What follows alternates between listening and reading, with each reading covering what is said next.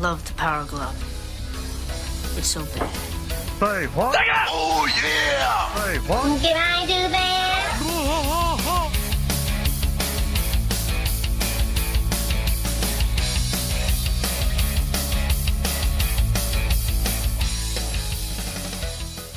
Hello, hello. How is everybody doing? We're on yet another show. The same dudes you know. What's going on, Ryan? How you doing, man? I'm fantastic. Good. We are about this one. Yeah, we're excited about this one, and we hope you guys are too. So this is going to be a fun one for us, and hopefully that'll show through. You know, sometimes things just work, and I think this one will be one of those. So yeah, we'll have Megan on eventually. She didn't really want to come on tonight because she's not as old as us. We're old men, sort of. Yeah. Yeah, well, it's okay. It's all right. We're not that old, but this show is, as you could guess, probably, we're gonna talk about retro stuff after dark. It's aptly titled, so mostly, we want to make sure to be different. That's one of the big things, is we don't want to just ramble on about how much we love Zelda or how much we hate the Dreamcast, which we don't hate it, but you get my point. Who hates the Dreamcast? I don't. Honestly, Bad example. If you hate the Dreamcast, I don't want to know you. Well, that's fair. But no, the Dreamcast. I mean, come on, it has a dream in it. It's awesome. It was a dream. It was a dream. And consumers let us down. I truly believe that. Point is we won't be those guys. We're not going to hate on everything. We're going to love things.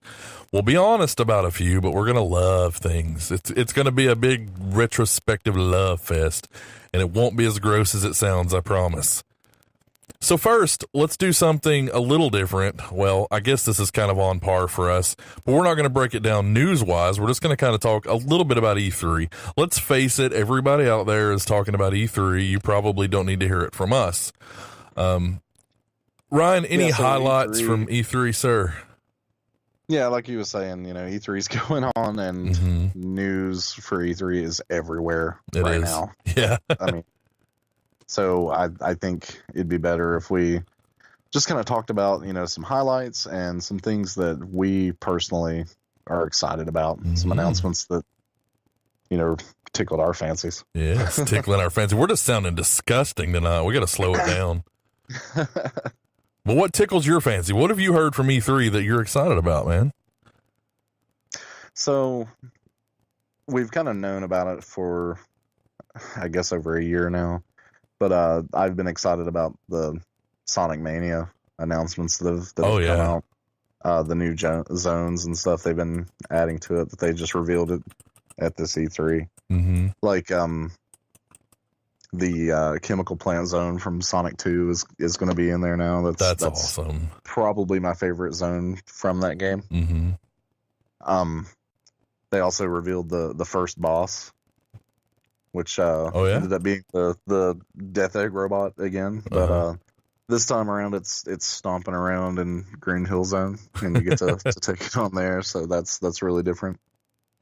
That's awesome. It looks gorgeous, man, and not in the way they remastered Castle of Illusion or DuckTales. It's beautiful in the way that Sonic always was. You know what it is? It's a sequel that we never got. Mm-hmm. They designed this thing around Sega Saturn specs from what I've heard, and that's really what it kind of looks like. So, yeah, it's like it looks as if they made a Sonic the Hedgehog 4 for the Sega Saturn. It's about the time. It's the game that we should have gotten back then. And that's why I'm excited about it. No, you want to, what next? You want to remake of, what is it, Sonic 06, they call it, I believe? That was a winner. We need to lay that one to rest, I think. I agree. And let's, like we said earlier, let's not be negative, so let's not even go there. Let's focus on the future of Sonic, which is looking really bright. I think so, too. And I think Sonic Forces looks really cool, too. Mm-hmm. Oh, yeah. I didn't even think about that. Yeah, it does. And they showed a lot more of the stages and how if you don't know already they added a custom character creation mode. Ooh, I didn't know that. Neat. Yeah, so you get to design your own furry animal for the Sonic universe. That's cool. So if you're like me, back in the day, I had my own little, original Sonic creation, way back in 1991. Yeah.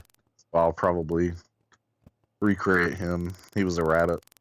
And incidentally, rabbit is one of the animals you can choose from. So I should be able to recreate my old childhood character. Isn't that's what it's all about. That's why we're here tonight. That's why we'll be here every other Wednesday at 10 p.m. And that's why we love when companies do things like that, because we don't need a Grand Theft Auto version of Sonic. It's completely unnecessary. This is perfect. Yeah, I think we're at a point in these games where the studios they're done trying new and crazy out there ideas, mm-hmm. and they're finally listening to exactly what their fans are asking for, which is awesome. Finally, which is probably a good transition point into another E3 highlight, if you want to take that. Sure. One of the biggest ones for me, and I know for you as well, is the Metroid stuff that's happening. There's Metroid Prime 4, which is coming to the Switch, and then Metroid Samus Returns, which is coming to the 3DS, both of which are going to be amazing, I hope. It's like, holy crap, did it... As long as there's a map, I'm cool with it. Back to Metroid. Yeah, how many years have we said, please, okay, we love your Marios and we love your Zeldas, but come on, there's Metroid. We're completely forgetting Metroid. It's like how we beg for new Mega Man stuff, It's like, let's do this thing, man. You've got the old formula, and you really don't even have to mix it up. Just give us some fresh that, which is what they're doing with Sonic. It's beautiful, man. It's perfect. And what about, and not to throw off this subject, but you've got Bubsy coming back, too. Which is, I never in 100 years would have expected that. So, Capcom, the ball's in your court now to bring Mega Man back in a respectable manner. Yeah, and Contra. We've got Sonic returning to his glory. We've got a new Sonic, new Zelda. And, we want a new At first I was like, yeah, we got Bubsy coming back and all this, but Nintendo will never do another Metroid. Well, they stepped up and they announced Metroid, so Capcom, it's on you. Yeah. We've even got Metroid coming back. Touche Nintendo for doing something awesome for people. And again, I'm just going to say I want Contra back, and not the weird 3D Contra. I want like the Contra Hardcore Contra. Make a Contra as if it was for Sega Saturn. Yeah, I'm a big fan for this, like this whole let's make the sequel that never was. You know what? Just put it on a Saturn disc and let us play it on the actual Saturn. There you go. I've still got one still hooked up to my TV. Yep, I do too. There's nothing wrong with that. But I love the trend, and I hope this will be a trend that's set by Sonic Mania. That let's make sequels that never were. Yeah, and make them for that time period's hardware. That's really neat. At least the specs in mind. You know what I mean? Yeah, and then you'll have to get the new PlayStation because it'll play your game. It'll load it just a little bit faster. Yeah, there you go. But there's some other cool things. Nintendo is kind of nailing it this year. Breath of the Wild, the latest Legend of Zelda games, receiving a couple of new DLCs, which I expect them to be pretty good. You can't release DLC for Zelda and it suck. People aren't going to stand for it. It's freaking Zelda. It's like, people will pay probably 99 cents to turn Mario like purple if you want to sell him an outfit. But when it comes to Zelda, man, it's like, that's like high tier royalty. People are serious about it. It better not be stupid. Zelda's the gold standard. So, it is. And they treat it as such. That's one, it's one thing for, your franchise to become the gold standard, but when the company that puts it out consistently maintains that standard and treats it, with that much internal respect too, then that's how you get a worthwhile product. Yeah. And they say that it's incredibly large DLC. It says Nintendo was comparatively light on details for the second, for the Breath of the Wild, the Champion's Ballad. From what Nintendo showed off, the pack will center around 4 other champions in the game: Urbosa, Mipha, Derek, and Rivali. The Champion's Ballad's expected to make holiday release date 2017, which is cool. The other one is supposed to be huge, and it adds a new hard mode, and I think that's pretty common. Remember when they used to do that? Like, you would beat a game and you'd unlock hard mode. Like, it's not really that gimmicky. It's because, like, oh, well, I mastered this game. No, you didn't. Try again, sir. You know, like, oh man, now I've got plans for next weekend. That's actually not a bad thing, in my opinion. Yeah, it gives you more replay value. It's not like Ghosts and Goblins where you have to play it twice to truly beat it. You know, it's one of those where you just want to see if you can do it. It's awesome. Yeah, it never really like locks out content, or you know, you don't get the true ending. Right, that's it. You know, it's just, if you feel like you mastered the original version of the game, here's another challenge for you. Mookie Mook says Breath of the Wild is awesome, and no question, Mookie Mook, you're usually on with it. It is awesome. I'm more of a Contra guy, if you couldn't have figured that out. But you know, I will always so fondly remember the Super Nintendo Zelda. Just so good, man. I think it peaked there, but we won't debate that. Everybody's got their own opinion about it. There's a couple more headlines. The new Pokemon game is coming to the Switch at some point. Of course, the biggest one probably is Super Mario Odyssey. It's got a new trailer and an October 27th release date. I don't know if you've seen much of that, man, but it looks like Grand Theft Auto meets Mario. You know, I made that joke earlier about Sonic, but here we are. Kind of, not in a bad way, though. Grand Theft Mario, because you're not hijacking cars, but you can hijack people now from the looks of the trailer. Exactly. So it is kind of, sort of, really Grand Theft Mario. Mm-hmm. Yeah. They're bringing Rocket League to the Switch, and that's going to launch this holiday. That's one I'm interested in. That I've seen people play. It's one of those, you know, if there's a really good sports game that's not so sporty that it like corners anyone out, like let's see, a good dodgeball game. Like, everybody would enjoy sitting down and playing that together. You know, there was a dodgeball game for regular Nintendo and Super Nintendo, and it's pretty fun. And I always knew even the non-sporty types would play that, and I think that's kind of what Rocket League is. It kind of takes a lot of elements and mixes them together. Yeah, I've played Rocket League, and it's good, clean, simple fun. Yeah, you just jump right in, and everybody understands the rules of soccer, and everybody loves RC cars. So yep, you just kind of jump in, and it works. Mm-hmm. And I can see something like that working really well on the Switch, especially with the portable aspect. That's it. Yeah. I've had some experience lately with the Switch when Ultra Street Fighter 2 came out, and I really like the portable. I don't know if you would call it a feature, or that whole portable side of the console where you can, you know, if you're out and about with a friend, you can just set the screen down and each take a controller in your hand and have a match. How neat is that? And Street Fighter works really well for that. Because if you're out and about in public, you know, and people see you playing Street Fighter, somebody's going to walk up and want a game. Yeah. I mean, game on. Who didn't like Street Fighter back then? So it's one of those games where, like, you know, even if you're just casually into it, you know, if you see people playing out in public, you're going to want a match. Yeah. There's no reason not to play Street Fighter. So far with it.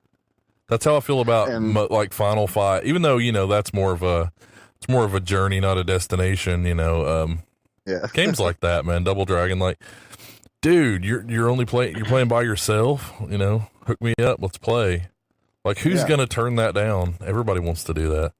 So they kind of nailed it in that aspect. As long as they cater to that part of the Switch, I think it'll do well. If they don't, it's really no better than anything else they've done. But cater to that, sir, and you'll nail it. I would love it. I'm going to go back, and I don't want to sound redundant, but I would be excited if they came out with a Contra, just remastered the original, and just make it where you can rock it like that on the Switch. That'd be super cool. Yeah, or at least do, like, if you were going to do like a fake sequel to it, make a new game as if, you know, like the Sega Genesis or the Super Nintendo sequel that we never got. Yeah. Make Contra 5. Just make it with those specs in mind and release it for the Switch. Mm-hmm. And I do, if you're out and about playing by yourself, somebody wants to jump in on your game, just hand them the controller and go for it. Jump in my game. Let's do this Switch thing. I think it's an approachable social situation. If you see somebody sitting at a table somewhere by themselves, they've got the screen set up, Yeah. just walk up and say hi and see if you want to have a game. Good guy, Nintendo. We, my brother and I, we took his Switch out to a restaurant one time, and we were playing King of Fighters, and, we had some people watch, and, it's just a situation where, like, if you want a game, just join in. We'll pass the controller around. It really brings back the old experience of going to an arcade and, the guy's like, hey, you want to play? Sure, I suck, but, you both have fun. There's like a mutual respect, and socialization skills were better then. And I think, say what you will about Nintendo, but they really do push you to play together. They try to stay clean and family friendly. There's a lot of good about them. They're just usually behind so far. That's about all. Other than that, Nintendo's all right. I think after the console wars, they kind of ended up in their place. I mean, Sega certainly did. I think they both did. So it's not all bad. Good. I think both Sega and Nintendo, they kind of peaked at the Genesis and the Super Nintendo. They sure did, which is sad because so much potential. But, I think they were probably their own worst enemies, being enemies. Yeah. That's another show. But here's what Sony announced. If you're a Sony fan, I'm not really partial to either brand anymore. I just like what works. But the new Spider-Man looks absolutely insane. Have you seen the trailer? Yeah. So wow.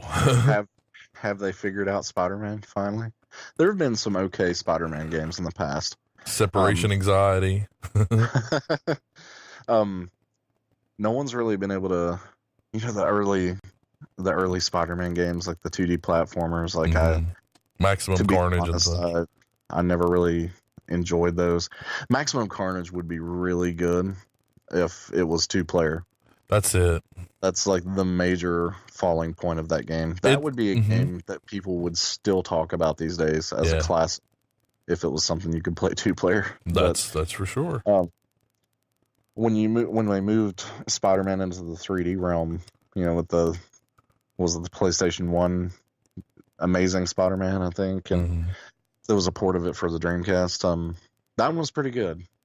I think they were on the right track, but no one has ever really been able to perfect Spider-Man, and I think that, judging from this trailer, it looks like they're really close.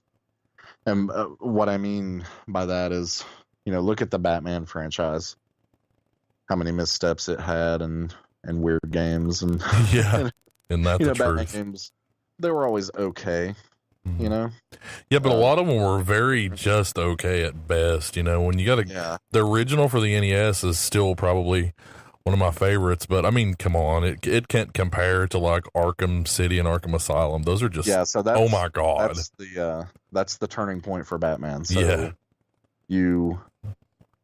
you reach Arkham, and then when you experience the combat system and everything, it's like, holy crap, I'm Batman. Yeah, I feel and I feel like that's what they've done with Spider-Man. They finally got to that level. Like, Spider-Man is cool. You just wouldn't have known it by the games before now.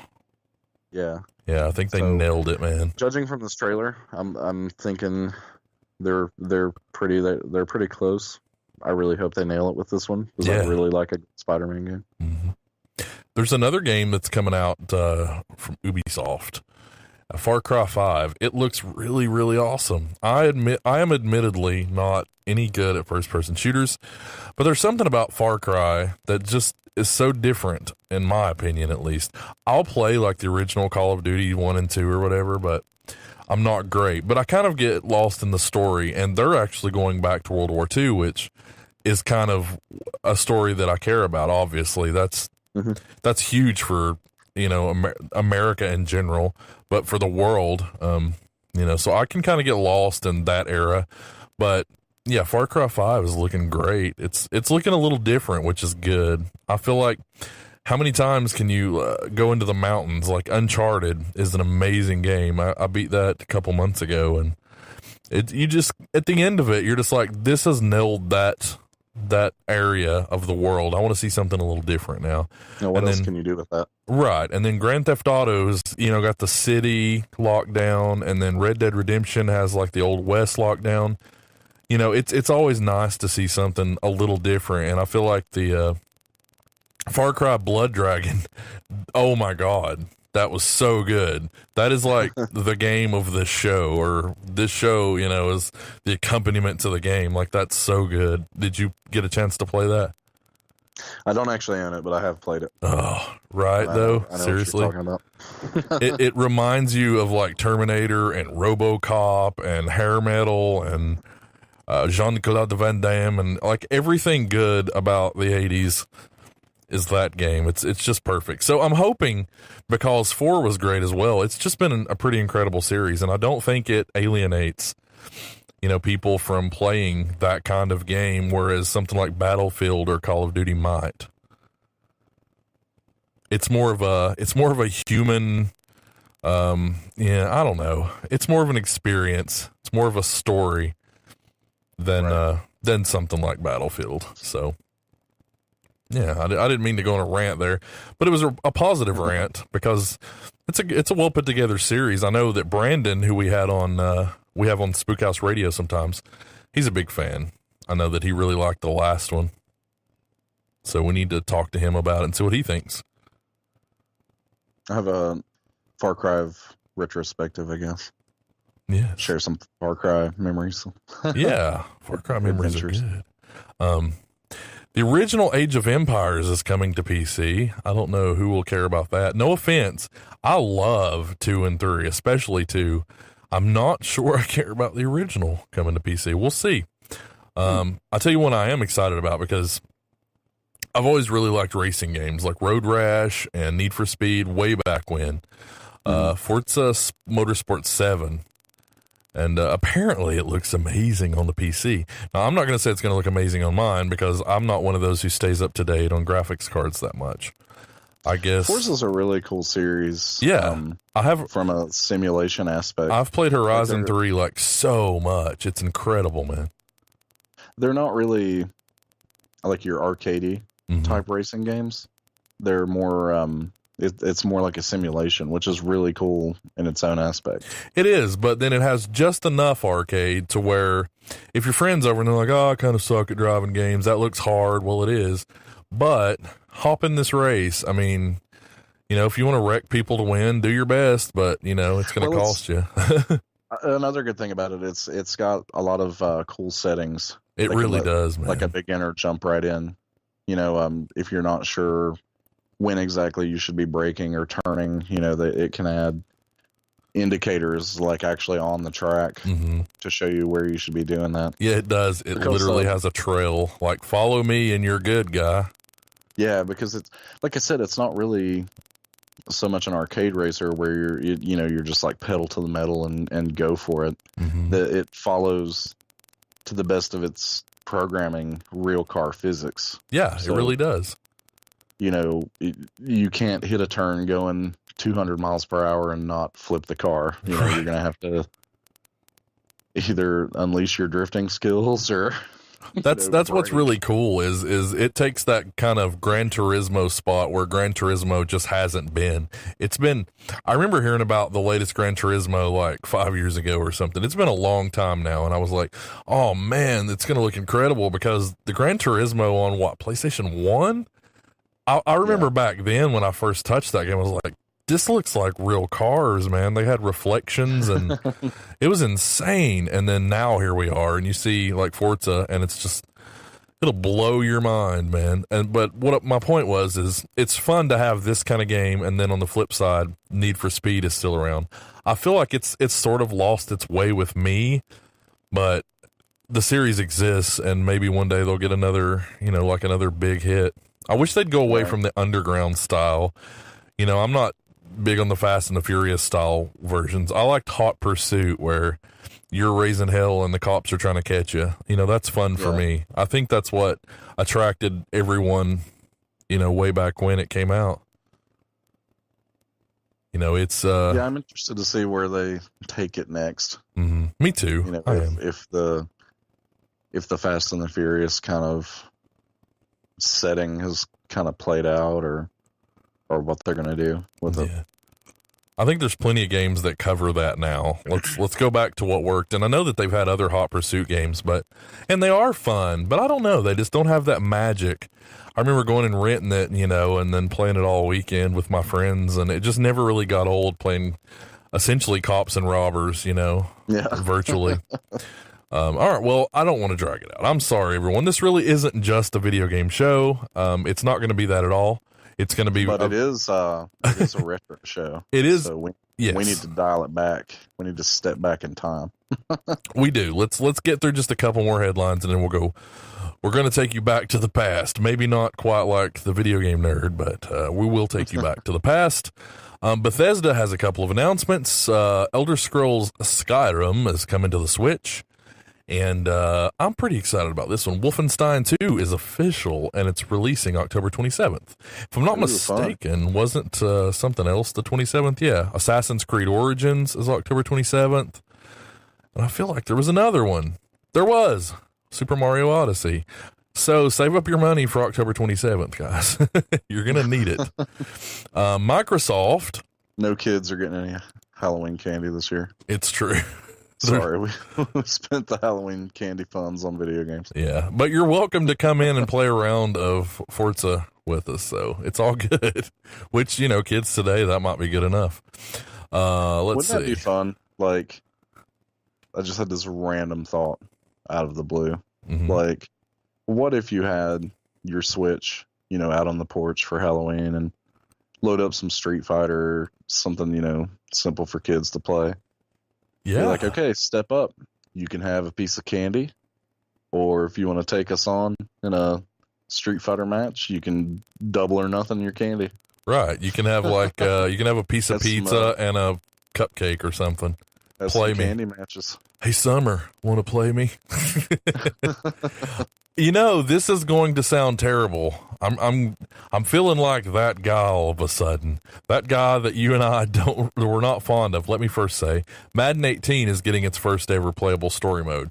That's super cool because I want to feel like the quarterback. I want to be in there, man. I do. So, like, by story mode, do you get to make like horrible decisions off the field? I hope so. I want to be a diva, and I want to be paid a lot. I want to change my name to Ocho Cinco, and I want to legally be known as Meta World Peace, and I want to make a bunch of weird decisions. But here's what I was getting at, and this is going to make it sound so bad. Need for Speed Payback is clearly inspired by Fast and Furious. Had I read ahead, I would have known that. I did not read ahead, however. So, yeah, there's that. All right, well, you know what? We'll try it anyway because we just like to play games, and that's what it's all about. So is there anything else that you heard of that particularly struck you? Well, there is, yes. I remember. Go ahead. I'm a big Sega fan. Uh-huh. And there's Sega. They're being kind of cryptic about something called Sega Forever. Now my theory is that this is some kind of I don't know, like a Netflix sort of service, mm-hmm. but delivering you classic Sega games on whatever your platform may be. That's kind of my theory about it. Okay. They've been teasing one thing that's I hope it comes to more than that. They've been teasing Comic Zone sort of images and teasers mm-hmm. The past couple of days. So my hope is, it'd be really cool if they did like a remastered Comic Zone. Yeah, I would. But what I'd really like to see is the company follow this sort of sequels that never were kind of trend. The Sonic thing, yeah. Yeah, I hope Sonic Mania kind of sets a trend going, and I hope they do like a sequel to Comic Zone. Yeah, I hope so too. It Be reminds like a- me of like Double Dragon Neon is, in my opinion, a really great entry into the series, and then the remake, which of course is unofficial for Streets of Rage, is super awesome. So just keep it There's- simple and do something awesome. There's money to be made there. There's lots of Just- money to be made there. Yeah, Just make Streets of Rage 4. Mhm. Just make it, as if it was going to come out for the Sega Saturn or something. do it. Yeah, So like I said, keep it 2D, keep it pixelated. Just add more animation. yeah. But keep it the same style of game. And release it on the actual disc for the Saturn or the Dreamcast. We'll play it. That would be really cool. Yeah, and I understand not releasing it where it's on the shelves at Walmart necessarily, but just try it out, dip your toe in, and see if we can make it at a price that we think is fair. But I want to say before we move to the next thing is you were talking about the kind of on-demand Sega service. It would be so easy to stream those games. They're tiny. Yeah. It would be nothing but profit, essentially. You're going to have server costs and things like that, but it's going to be a lot of profit. So if that's not what it is, that's what they need to get on next. Yeah, it just makes sense It does. these days. Atari has everyone guessing with its mysterious Atari box. While we're fairly confident this is a console from the retro gaming firm, we're not sure if it will when it will see the light of day. It's unlikely Didn't to that, debut at E3. Didn't that kind of get I don't know if it's like a nickname to the project or what, but I think they were calling it the Retron 77, Oh yeah? No, I actually don't know. I think, or maybe this is an unrelated thing, but I saw somebody released like an Atari clone Ooh, that was actually, it had like the wood panel, wood Yeah. grain yeah, I heard about parts that. to it. Maybe this is the same thing, but it actually played your 2600 cartridges. See, that's But it's like yeah. It's like a clone system, but it's got, HDMI out and everything. Yeah, don't rip it. Don't rip it to the hard drive. Just play it. Now, I know that it's weird because to actually recreate that old hardware, it's super expensive, I've heard, which is so strange. But they have to kind of go back in time and undo what they've done or something. It's like that's such outdated, expensive ways to create systems and things that, I guess it kind of makes sense, but it's really Well, kind of weird. If they do that, you get better results. If Oh, you try yeah. to recreate hardware versus what they call emulation on a Mhm. chip. Yeah. And I think that's where that company called At Games has failed so much in the past. Yeah. They released those Genesis clones, and if you've spent a lot of time on the Genesis like I have, I grew up with the thing, Mhm. you can definitely tell there's something weird going on with the emulation. There's something strange in the emulation. Usually it's a sound issue with those At Game things. That is usually the biggest thing is the sound. Yeah. Yeah, the pitch is way off, or the gameplay itself seems to be fine usually. Not 100%, but acceptable, I think. But if the sound is off, man, that really messes with me. The Genesis has such a strange sound anyway. It's very rich and bassy and thick, and it'd be hard to emulate it in general, I think. Yeah, well, the Genesis hardware itself is like that FM. It's pretty much an FM synthesizer. Mhm. In the box. It's so yeah, that's not something that it's very particular to get right. Yeah. And you want to get it right, or don't mess with it. Do it properly or don't do it. We were talking about At Games. They're actually doing a new Genesis clone, and they're actually making it look like the original Genesis hardware. Huh. Okay.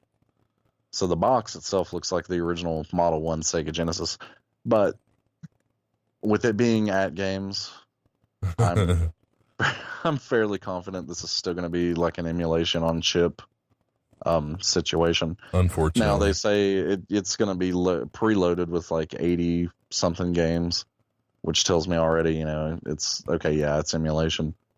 Well, But we the cool already thing about this have. one is, We already have. You can go to the dollar store tomorrow and buy, one of those basically emulation stations for the Genesis. Yeah. Now, it's not going to look the same, but stop doing the same thing. Somebody do it right or quit doing it. So Not to be negative. What they are doing different with this one is this one's finally going to have HDMI out. Well, that's great. Finally, yeah. So you will be able to play it on your modern TV. Now what hinges for me getting it or not is that sound issue. Yeah. If they can nail their emulation 100%, I think it would be a good buy because their systems are usually like $40 or something. Yeah, they are. It's like really, it's a great value for the amount of games that you get if only they work correctly. Plus, it's got a working cartridge slot on top of it, so you can still take games from your actual physical library and pop them in the system and play them. That's cool. Yeah. In HD on your big TV. In high definition. They also said that this one is going to support save state features and some kind of rewind feature. If you mess up in a game, you can kind of rewind time for a bit. Yeah. And redo certain sections. Cool. So it's definitely going to be more than what they usually give us with their crappy little clone systems. So well, that's good. Yeah. Oh man, guys, fix that sound. You've got to fix the sound. Get on it. Happy. If you want to sell one of those to me, you've got to get on that sound. Because I've spent so much time with the Genesis, I can just tell.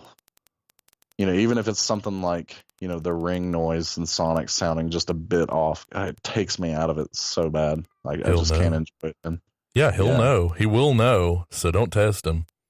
Just do it properly, and let's not do that at all. Let's not worry about it. But can you imagine, like, an HDMI, a Sega Genesis, the perfect emulation and everything, with HDMI out? Like, that would just be a great thing to have in the living room, on like your big main TV and just to save space. And because if you want to get into that, with your original hardware, then you're looking into, buying extra upscaling, devices. Yeah. Or and you got the lag and things. Yeah, you're looking into modding the console itself, and even still, there's the potential for lag and things like that. So it's true. That would be a great like entry level HD solution for the Genesis. Yes, if done right. It would. So please do it right. We're begging you because these dollar store ones aren't selling, and there's a good reason for that. We're not asking a lot. Let's just try to do things properly, or we'll continue to just play our original systems. And that's that. A system's not going to do well until everybody agrees that it's awesome. Which I'll continue to do anyway. As long as we've got CRTs that are still working, my Genesis is going to stay hooked up. Yeah, it'll stay live. Play it till the end of time. Well, E3 has actually been pretty great this year. That's a lot of good stuff. We went a lot further into it than I expected to, but that's not a bad thing. I wasn't looking forward to E3 at all. I was just kind of like, okay, Sony and Microsoft are going to pump their new hardware. Yeah, the usual. Nintendo really stepped up though. They surprised me a lot, and Metroid was a very welcome surprise for me. Yes, sir. Really happy with that. Me too. Nintendo really did. They knocked it out of the park this year. Let's not screw it up from here because you're doing great. Let's stick with that. And yeah, I was on the fence about a Switch for the longest time. It's like, yeah, Zelda's great, but I want more than one game. I can play Street Fighter 2 on my other consoles and with a proper arcade stick, but I can play without an arcade stick if it means I can play with strangers in person again. Yeah, easily get back to it. Yeah. But now that you've got Metroid coming out, I love Metroid, so that's definitely swayed me into the Switch camp. I agree. I can't argue with that. I was with you, man. I was pretty unsure, but now I'm like, I really want to play that. So who knows? Maybe now. Keep doing what you're doing and continue to evolve that way. Let's not just rely on a couple of games to keep you afloat, because I'm not buying any more Nintendo consoles like that. You know, the Wii and the Wii U both felt that way, and it's just like, I don't play them enough to warrant the price.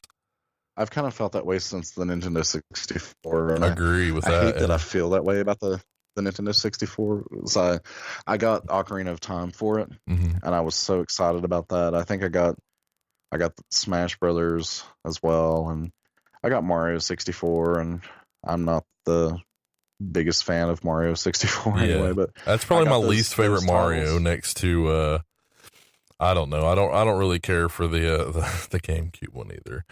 But you know, Mario So- Sunshine, not a fan. But Yeah.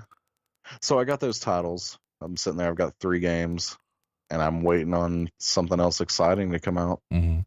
And I'm just sitting there like, wow, holy crap! This is it for this console. I've got 3 games, and this is going to be the only ones that interest me. Mhm. And it made me kind of regret my 64 purchase.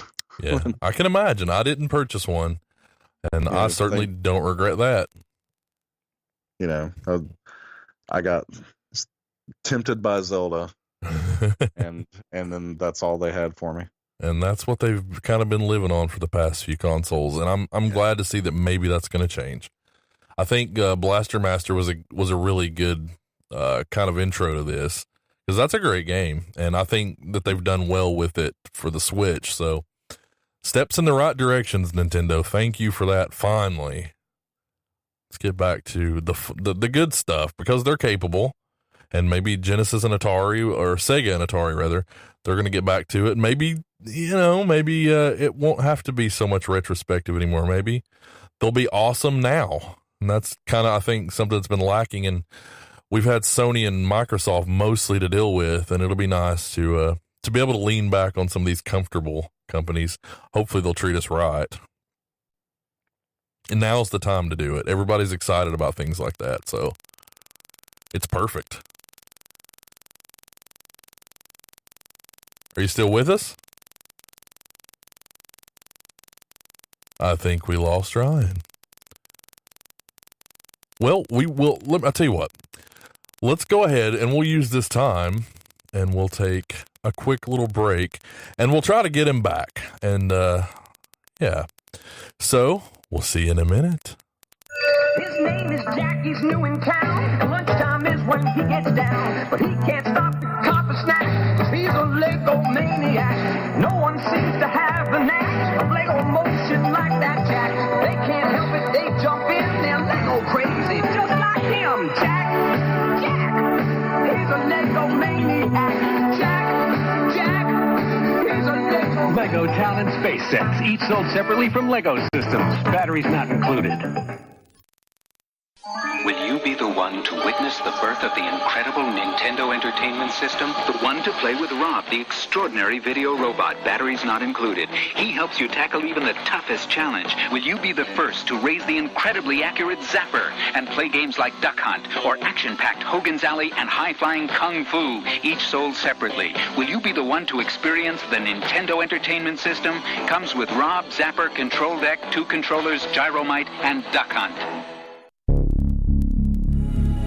There's a new show in town. It's not your ordinary show. Every other Wednesday night at 10 p.m. Eastern, I'll podcast on your grave. Featuring monsters, slashers, ghosts, zombies, and more. So if that's something you're into, join us. Head over to MidnightSpookhouse.com for all the details.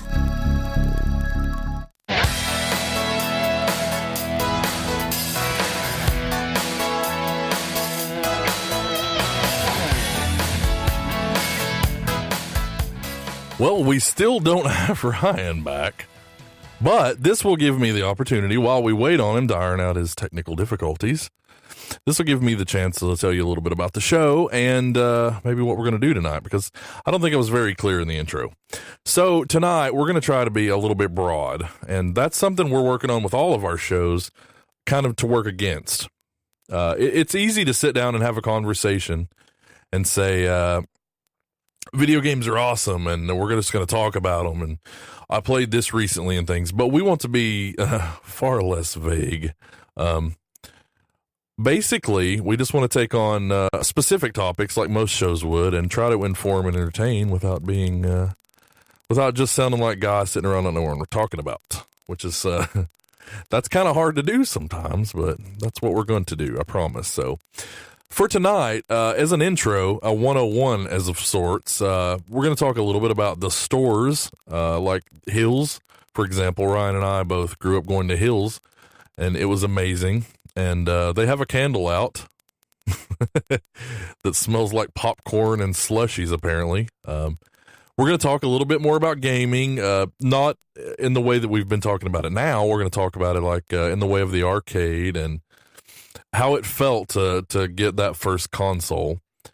Cartoons, much like the heroes in the movies and TV shows of the times, we had people to look up to. They were funny, they were light, but they taught us to do right and be good friends.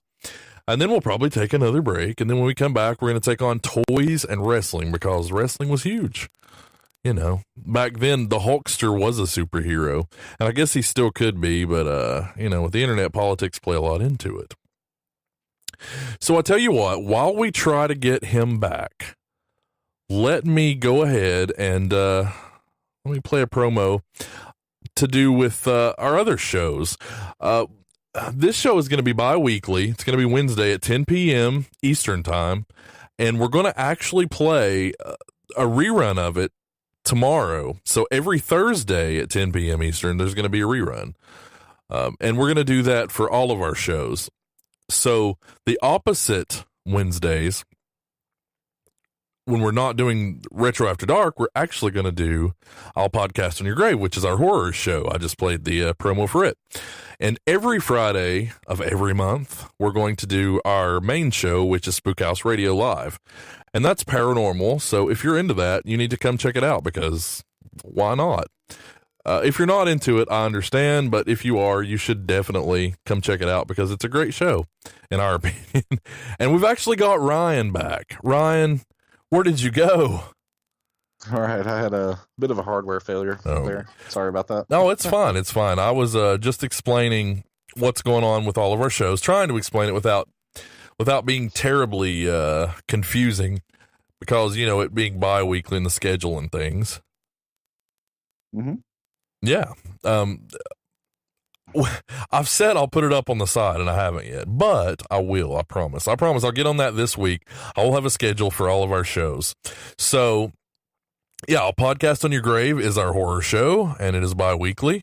Retro After Dark here is our, we'll just call it the show of retrospectives. You know, we'll go back and we'll look at videos and video games and, I don't know, furniture. I don't know what we'll do. We'll do a lot of fun stuff. And then Friday night, like I said, is our paranormal show. So come hang out with us with all of them. Any of them that you're interested in, we'd love to have you. So Ryan, I tell you what, let's go ahead and get to it, man. I already ran a commercial break while you were having technical difficulties and we heard about Nintendo and things. So let's get to it. First topic of the night is going to be the stores that, we'll never forget. The Hills and the mall and things. So go ahead. What is it about Hills that takes you back? And I already explained that this is an intro. This is a 101. So, you know, it's just going to be broad conversation. Okay. Yeah. So let's start at the beginning. Yeah. Let's start at the beginning. That, when you first walked into Hills, that, the smell of their lobby where they were making the fresh popcorn to sell and the slushies. So it was a weird kind of blend of buttered popcorn and fruity slushy smell. It's very hard to describe. If you had ever shopped at Hills, there's you'll know exactly what I'm talking about. Mm-hmm. But what's cool and interesting is someone has actually released a Hills lobby scented candle. Yeah, I mentioned that. Who was that by? What was the company? Oh gosh. Pittsburgh Dad? Yeah, I was thinking Philadelphia Dad, but no, Pittsburgh sounds right. Yeah. It's on Amazon, so just search Hills Yeah, Candle. it'll pop right up. Yeah. So I've not actually smelled it myself. Tempted to buy one just for the nostalgia Mhm. of it. But so let's talk more about Hills itself. Now I'm not sure if were they a chain that was across the U.S. or Sadly, I that couldn't just- say. I wonder if they were. Yeah, I don't know. I'll have to look that up. Mhm. But We didn't come prepared don't- once again. I don't personally remember a lot of the store itself, and I'll tell you why. My parents would bring me and my brother to shop there, and they would take us to their fantastic electronics section, and basically say, okay, you guys hang out while we get the shopping done, kind of deal. So Mhm. what I remember of Hills is mostly their toy section and the electronics section. And what was great about their electronics section was the amount of kiosks that they had set up. And it wasn't just like one for each console. I remember there being like 2 or 3 NES kiosks set up with different games to try. Mhm. And one of my favorite memories, that's actually my first time playing the Sega Genesis, was when it premiered. They had like 3 of them set up with kiosks for games to play. That's awesome. Now, let me so I'd played it before, and or I guess we can come back to this. We just want to talk about Hills right now. Well, it's hard to talk about Hills without the experience of why we cherish it. But I think in general, it's Hills is just one of the many stores that back then it was so very different. I don't know. It's really hard to explain without sounding like old people, like back in my day, because it's not like that. But it really was very, very different, and I guess that's true for about every generation. But you could go to the mall and you could see a movie, and it wouldn't absolutely destroy the bank account, and you could actually buy snacks and things, and again, you wouldn't end up broke necessarily. And the mall was just hopping with life, it was thriving. Stores were trying to move in as opposed to couldn't afford to stay.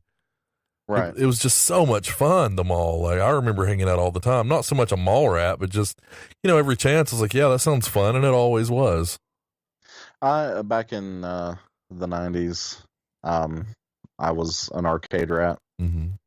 Spent a lot of time at the mall, like we had a tilt around here, but it was a nice one. They kept up with their fighting games. That was when I first got to try.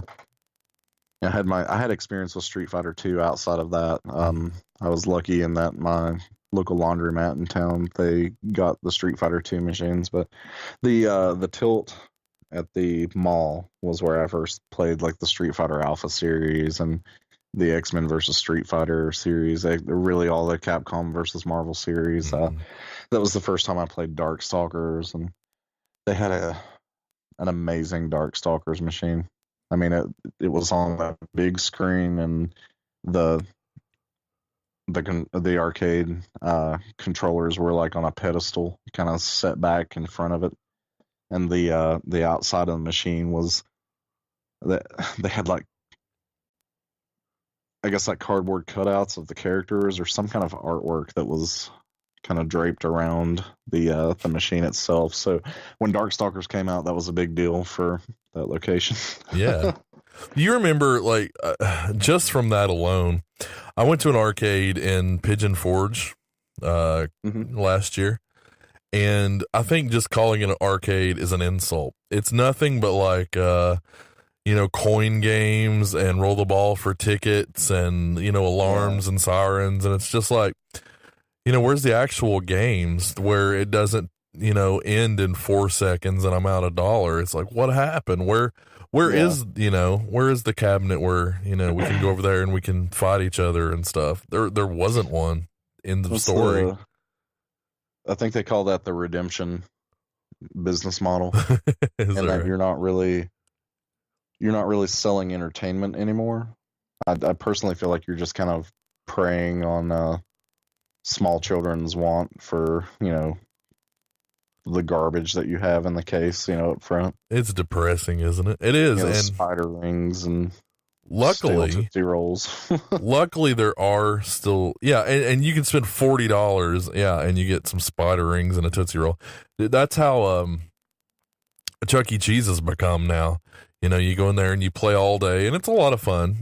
They actually have like the one we go to has Mario Kart, and they still have like the football and the catcher and like the basketball and things, and they actually have some real games, and it's pretty fun. But you spend like $40 to get tokens, and the pizza's subpar, and it's crowded, and then you get some rings and a Tootsie Roll, like you said, and that's just what happened. Yeah. Luckily, there's a local bowling alley that has a real one around here. They have like I think they have Final Fight and maybe even Streets of Rage. They've got some really cool cabinets and a few that they were having worked on last time I was there. So, and then I know there's one near you. So, yeah, be a good time for a shout out to Silver Ball City, which is in Johnson City, Tennessee. It is a retro themed arcade, and the owner himself is actually a pinball enthusiast. So if you're into pinball, this is like your destination, because they keep probably 20 to 30 pinball machines in there. That's great. At all times, and they cycle them out for new titles, every month or so. But there is no ticket redemption machine in sight. May I ask how old he is, roughly? Do you know? I honestly don't know.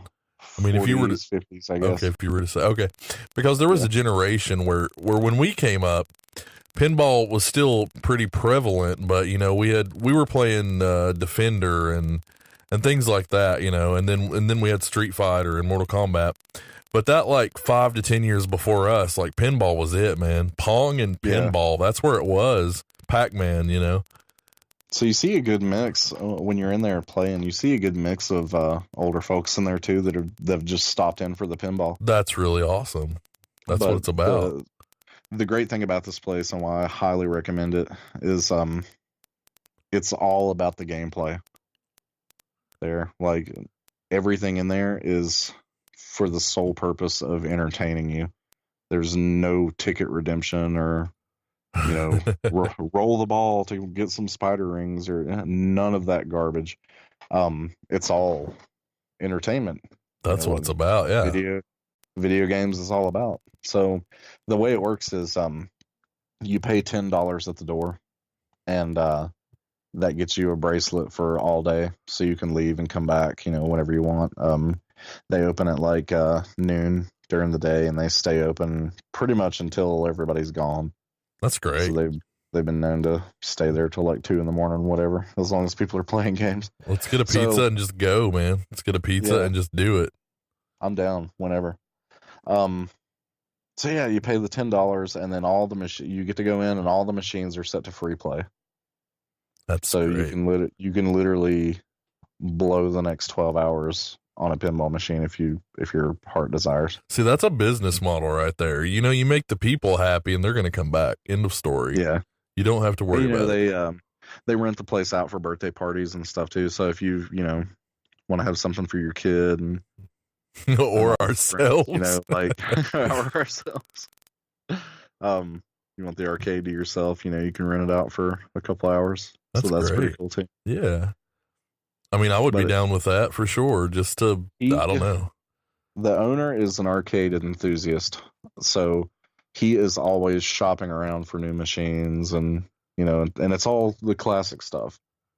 You know what? We need to go out and we need to just let's go out with our mics and our recorder and let's talk to him. That sounds good to me. Yeah, let's talk to him. He sounds like a good dude, and he's got an awesome place. And a lot of places, a lot of shows are like, "Hey, you want to buy advertising?" We're like, "Hey, you want to come on our show and advertise yourself?" Because we get excited about stuff. We're just fans, man. It's not everything is about the money. Yeah, And- we're not looking to make any money or anything. We just want to talk about this stuff with people. Right. Money's great, but like, we're not going to reach out to you and be like, hey, can you pay us and then come on our show? It's like, hey, you want to come on our show and talk about stuff you like too? Because that would be awesome. So let's go out and talk to him. What's his name? Give a shout out to him. I don't recall his name. Oh, that's all right. It's okay. It's okay. I put you on the spot there, but that's even more the reason we need to go talk to him right there. Yeah. Because I don't know the name of the guy who owns the one local to me, and I guess that too is a shame. So we need to go talk to him. What was I going to say? Oh, I was going to ask, how big is the place? Like how many cabinets do you think is in there? Oh gosh, there's I mean, it's lined. The walls are lined up with cabinets, you know, from front to back. I don't know. There's probably 50 Wow, or so individual units in there. I don't know. That's give great. or take some. Mhm. And I mean, like I said, it's a lot of pinball, and there's a ton of stand up stuff, a lot of classics. If you want to try your hand at beating the world record at Donkey Kong, you give it a shot there. He's got a Donkey Kong. We need to talk him into the Simpsons and the Turtles and He's got WrestleFest. turtles. We need to get WrestleFest. he's got 4-player turtles. That's awesome. So That's great. I know he's on the lookout for an X-Men machine. Mm-hmm. I think it said like the big 6-player Oh yeah, monster cabinet. That's always fun with friends. And he's good strangers. people. Already just know he's good people. So good on him. I want to say that we did sort of go ahead and I suppose transition into topic number 2, which is gaming, and that's of course going to start with the arcade because it sort of did really. You know, that's where I think it really came to. Everybody got into it was what, you know, Pac-Man and things like that. That's when the arcade blew up. So yeah. I think the transition was so smooth that I didn't even say anything, but that's all right. Well, that works. I mean, we kind of nailed it on the arcade aspect, I think. Like, yeah. it's just all about going in and having fun with friends, playing a game in person together, Mm-hmm. and then just hanging out afterwards. And that's what being an arcade rat was all about. You know, you play the Right. games and then you hang out with your friends afterwards and talk about the games. Yeah, let's seriously Watch soon. some, Let's grab a watch some pizza fist and fights. go play some games, and you know, and then go back and watch something awesome on TV. You know, Watch some fist fights break out over a Street Fighter 2 match. I don't think anything like that happens anymore, but Yeah. people took it seriously back then.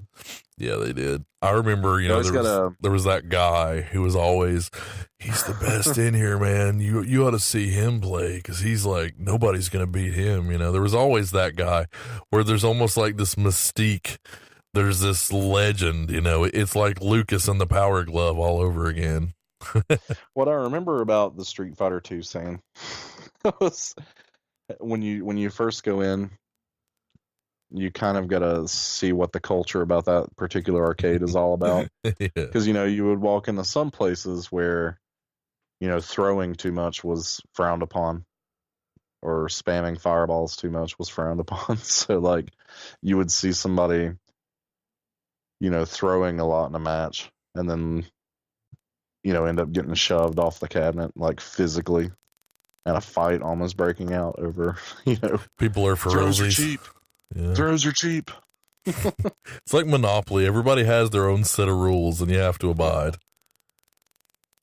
So there were different subcultures within the Street Fighter 2 community that you had to kind of watch out for.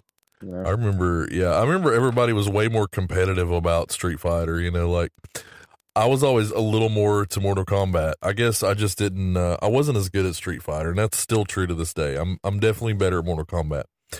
I think that doesn't have quite the same, you know, you walk in and everybody's not like seriously super competitive about it. At least they weren't around here, you know, but then the Street Fighter cabinet, on the other hand, that's where everybody was like, You know, that's the Forza to the Need for Speed. That's when it gets serious. You know? Yeah, I think, and this is just my personal opinion and experience, Mortal Kombat versus Street Fighter. I'm not saying Mortal Kombat isn't competitive or anything. It certainly has become in the past couple of years. But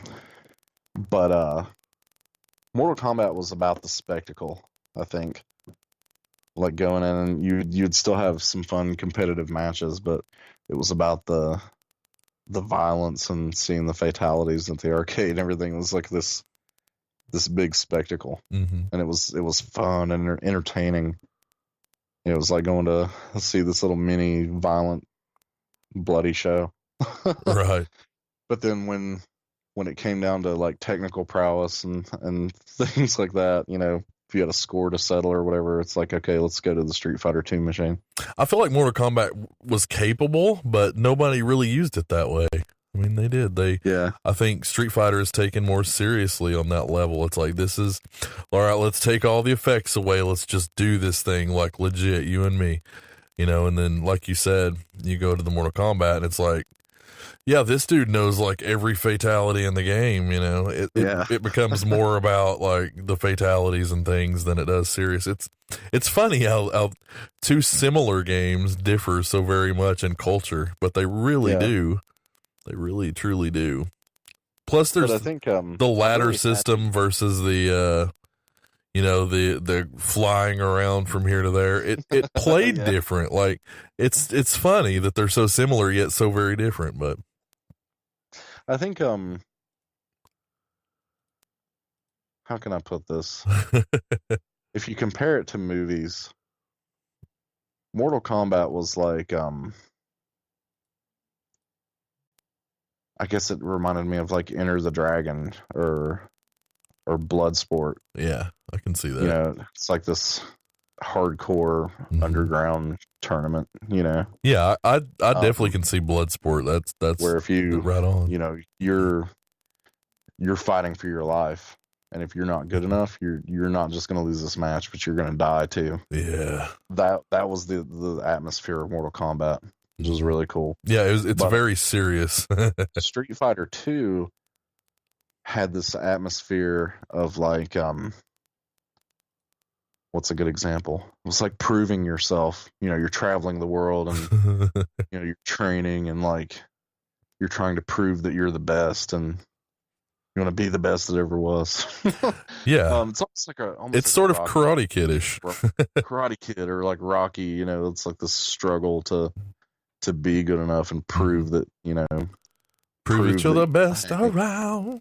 Exactly. Yeah. So that's, if I want to compare the two to movies, like those are the kind of atmospheres that those games remind me of. And great movies. So, yeah, you could sit down and you could marathon all the movies and they'd be very similar, but still very different. You know, it's really cool that way.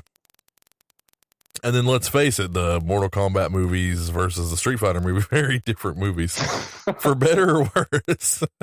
I hated the Street Fighter movie when it came out because it came out, you know, when I was in my serious, you know, Street Fighter is like my game, you know. Can I say that it's funny that you use Bloodsport for Mortal Kombat with Jean-Claude Van Damme, and then here we are talking about the Street Fighter movie? Ultimately, he is so good that he's on both sides of the fence. He's the Chuck Norris of those movies. I love Van Damme. But anyway, so like I guess I took that movie personally, like, oh, you're making a mockery of Street Fighter, and I'm serious about it, and blah blah blah. But so I hated it back then, but I love it now just because it's so campy and hilarious. It is. You know, I hated the Super Mario Brothers game. I think I felt the same, the movie. And now I'm just like, this is stupid, but I don't care. It's fun, whatever. I like to just see what they do with that. Like, how do you make a movie of Street Fighter or the Super Mario Brothers? I was honestly, you know, when you think about Mortal Kombat, it certainly just has a story for a movie. Like, you could see how they would take, there's this tournament, you know, and it's all the fighters and this and that. It just seems to make sense. Yeah. But Super Mario Brothers Street Fighter and Mortal Kombat, you know, you can make movies out of, like, you know, just make a kung fu flick. But how do you How do you go about the Mario movie? Not very well.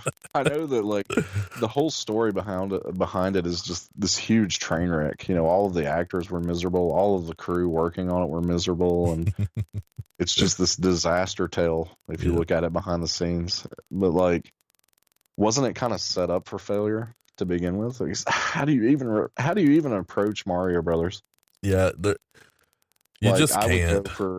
I would go for an animated kids movie, personally. Super Mario Brothers Super Show, that's where it was at. That's what they should have just done and been I done would have just done more of that, but I don't know about this, like, okay, we got to make it dark and serious. And yeah, that's so weird. Like you missed your mark before you even took the shot. Yeah, I mean, how could you sit down and be like, all right, well, this is a successful video game series. All right, let's make a serious movie about these two plumbers who are essentially on drugs. How do you even consider that? That's insane. I don't know.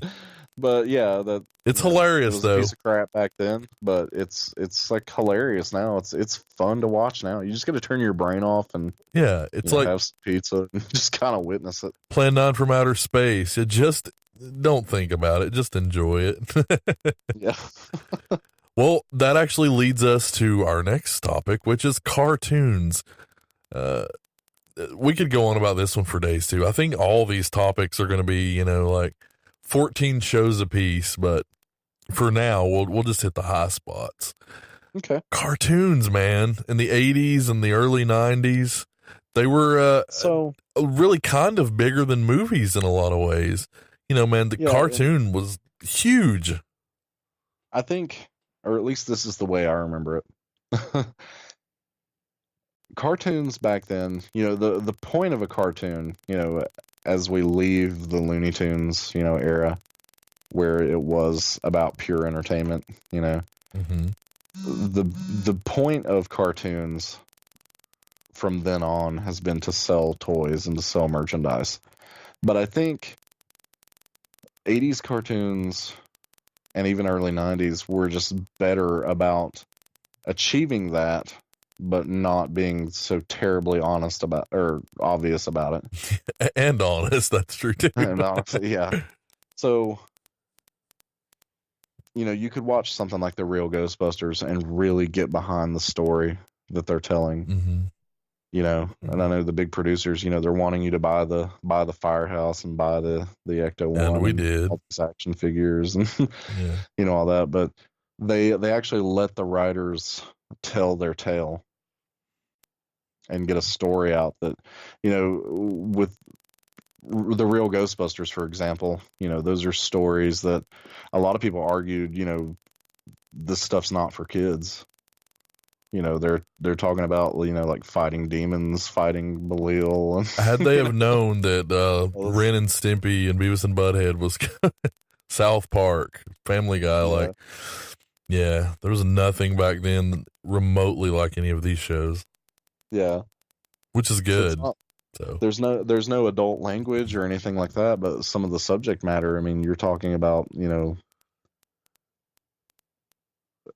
doing research in the dark, arts and summoning demons. Ghostbusters gets out there. And I think a lot of parents just weren't aware of that. Not that any of it was bad, they were always on the side of good and, wanting to resolve these things. But, right. Sometimes they took on, gods and demons and what have you, Yeah, and then you had the little Slimer show that kind of spun off from it. I personally still really like that. I think there's nothing quite like it. I really enjoyed it. I remember getting up in the morning and they would play that one like after the show or after The Real Ghostbusters or whatever. And yeah, see, that's where it works. Where I don't like the Slimer show is if we sat down and we're like, okay, let's marathon the Slimer show. And like just watch the Slimer shorts. I think it gets old then, but the way they ran it on TV where they would run, like the Real Ghostbusters episode and then they would kind of wrap things up with a Slimer short, that was always really entertaining. Yeah, I think so. I think it's cool that they've got those on the Firehouse DVD set. Unfortunately, they don't. Walmart now has like the first 5 seasons or volumes, I should say.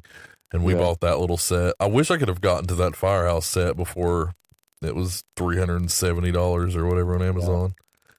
They need to get that going again because I really want it. Anything with a Firehouse to it, it just becomes so expensive. Because we all, I'll tell you the reason why, is because we all had the Firehouse playset when we were kids. And we poured the slime down it, and it was forever crusty. Yeah, and it's forever lost after that. Yeah. Yeah, and once again, you don't know what you've got until it's gone. Isn't that the truth? Isn't that the truth? I remember I even had Janine's car, the bug that turned into... That transformed into a praying mantis. Yes, that was so good. I remember, it was a lot of fun, man. Those toys, they were just so good. Transformers were amazing. G.I. Joe was amazing.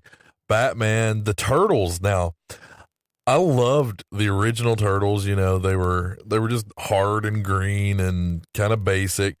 And then the movies came out, and then you had these little bumpy turtles. And I remember absolutely loving those. I rejected them at first. I was like, these are hideous.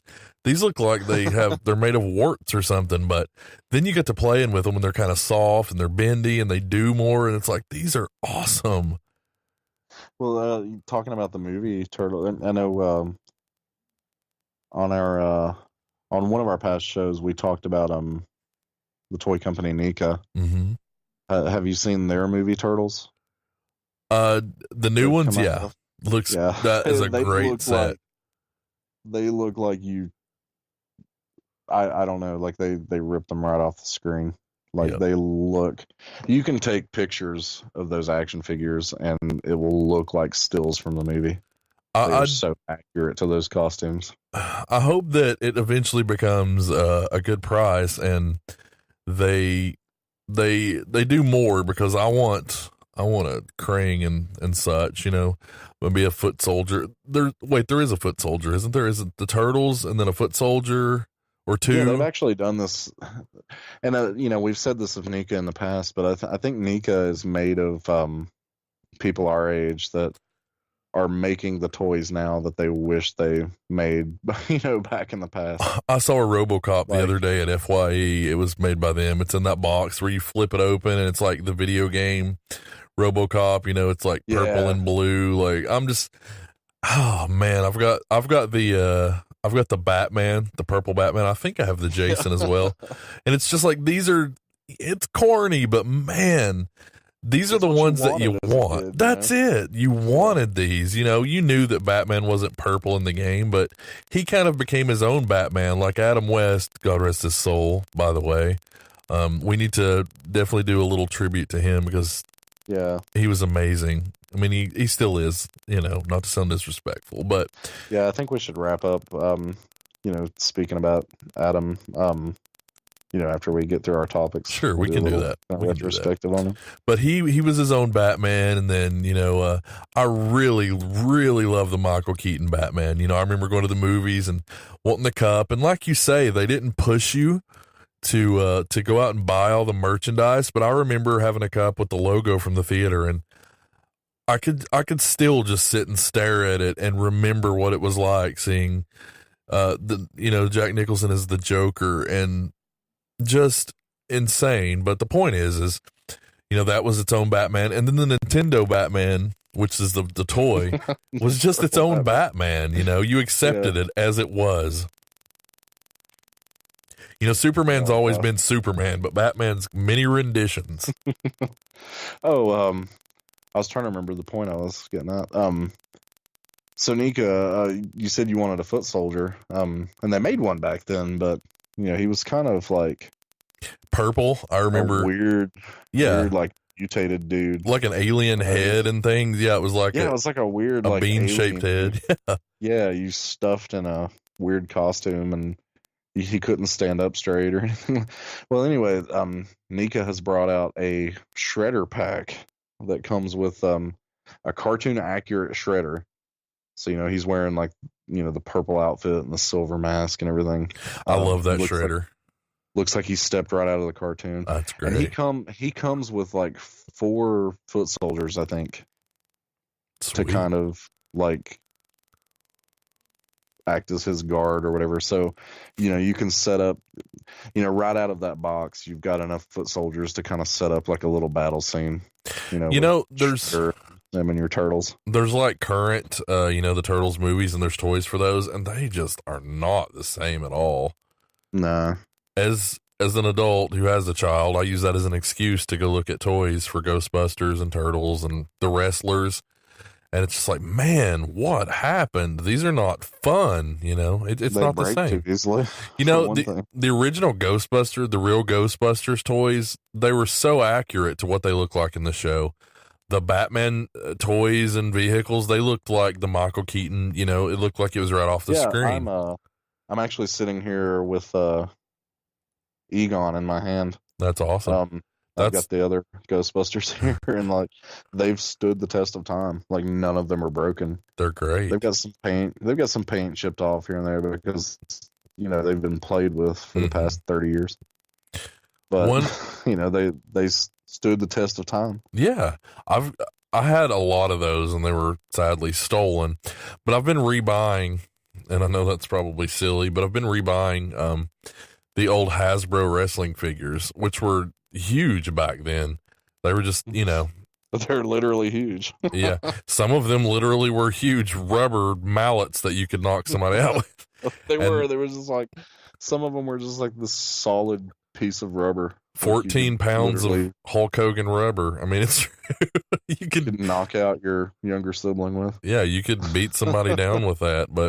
And then there were the little ones that were kind of came more around the early 90s, and I had so many of those. And then the wrestling ring, and I can remember my neighbor and I playing so much with those. And there's just Did you have one of the rings with like kind of an elastic rope where you could kind of pull the figures back and sort of launch them at each other? Yeah, this was probably times. the most popular at the time. It was a blue ring, and it had the red, white, and blue ropes, and yeah, they were all elastic. It had that big like WWF right in the middle. That's it. That's the one. Yeah.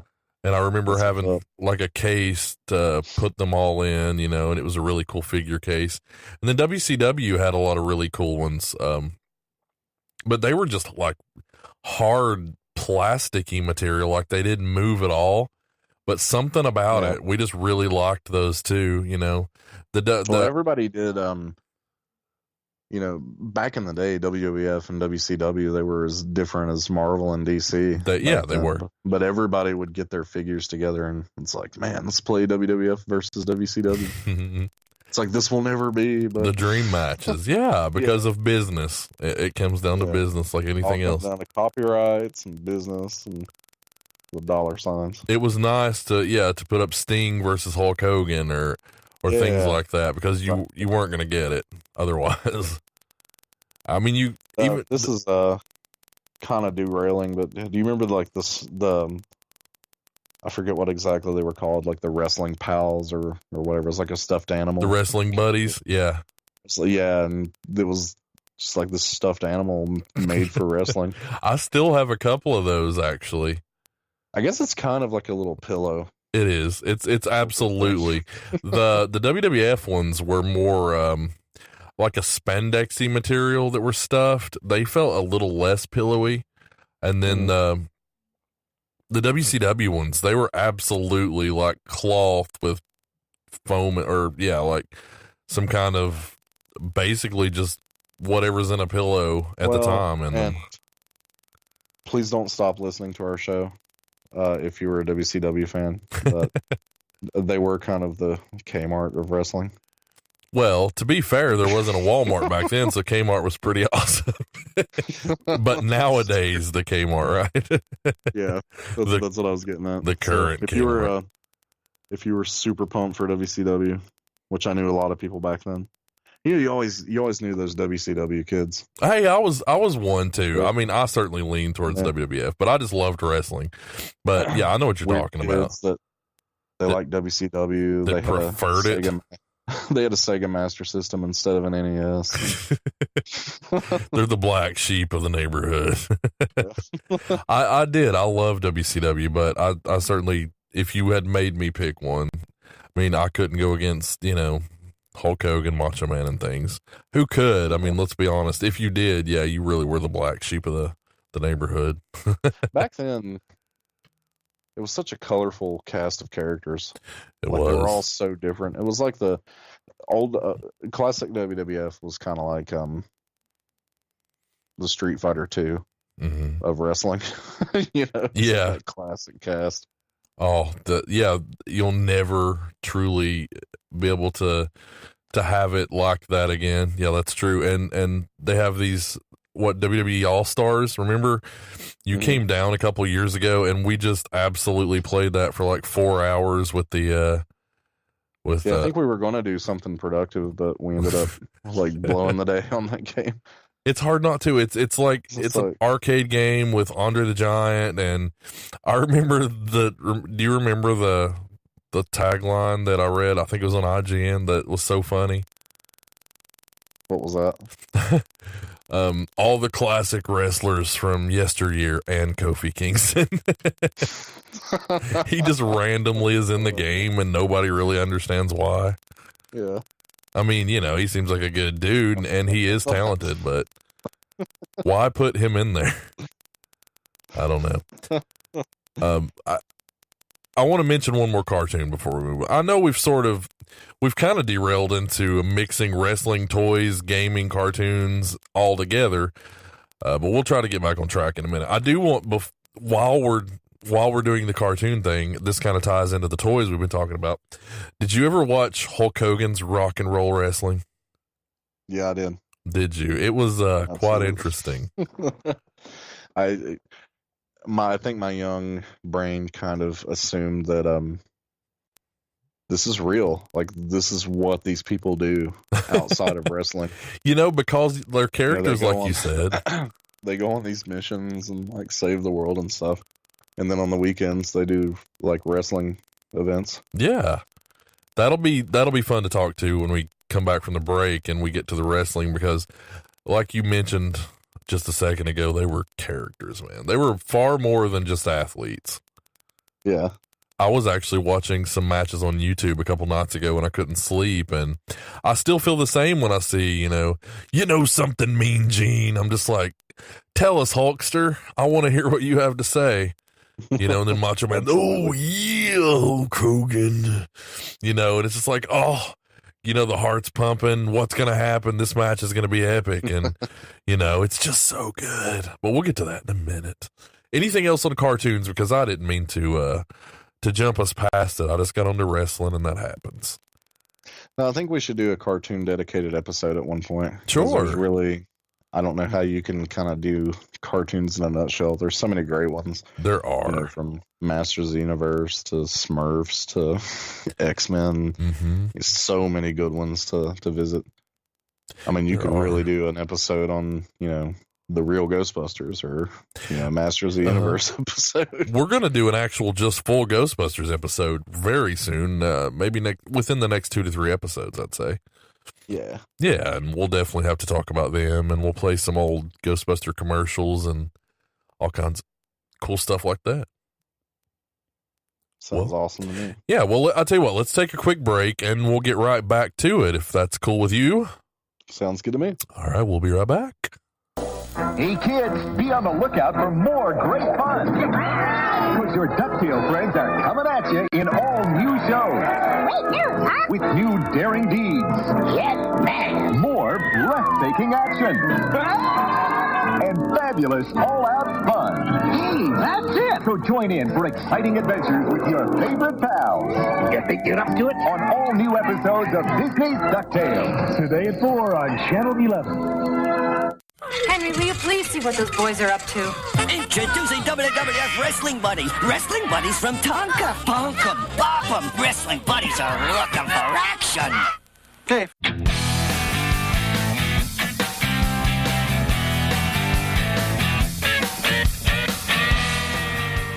And there's that there's that commercial about the wrestling buddies. The wrestling buddies. Yeah, those are awesome, man. They're one of those things you just can't duplicate it. They've actually tried, and in the late 90s, I believe it was, maybe the early 2000s. No, it had to be the late 90s. Off. It just didn't take off again. They made some of like the NWO and Sting and things later on. The WCW did. You know what? Fairly recently, there's been like Batista and John Cena ones, so the WWE tried. They didn't go over well, and I get it. Kids don't do that anymore. We don't, sit around and wrestle each other with buddies. It's not the same. But that's all right. So we already kind of talked about the toys, but we kind of did exclude like think about when you would go to like Burger King or McDonald's or something, like how awesome, dare I say rad, how rad were the toys? Like, you would get like, you were motivated to eat your food because you knew you weren't going to play with it until it was over. And what got me excited about, I guess Happy Meal toys is the right term. Yeah, that's a pretty good term. Kids meal, whatever. Yeah. A lot of times they did toys of franchises that just didn't have toys to them. Mm-hmm. I remember they did. I think Burger King had Muppet Babies. Yeah, they did. They for did. A while, yeah, and I don't remember any kind of Muppet Babies merchandise. That's back true. in the day, unless maybe they did like baby dolls or something like that. I really don't remember. But I was like, yeah, I can get like a, Kermit on his tricycle and like, here's a Gonzo thing. I remember having a Miss Piggy.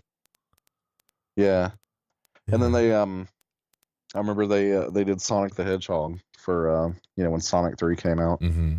And it was like, holy crap, I can actually play with Sonic outside of a game now. Yeah, that's really awesome. Because they never, kids today, you're lucky to have action figures of all of your video game franchises and everything, because they did not do that back then. No, they absolutely did.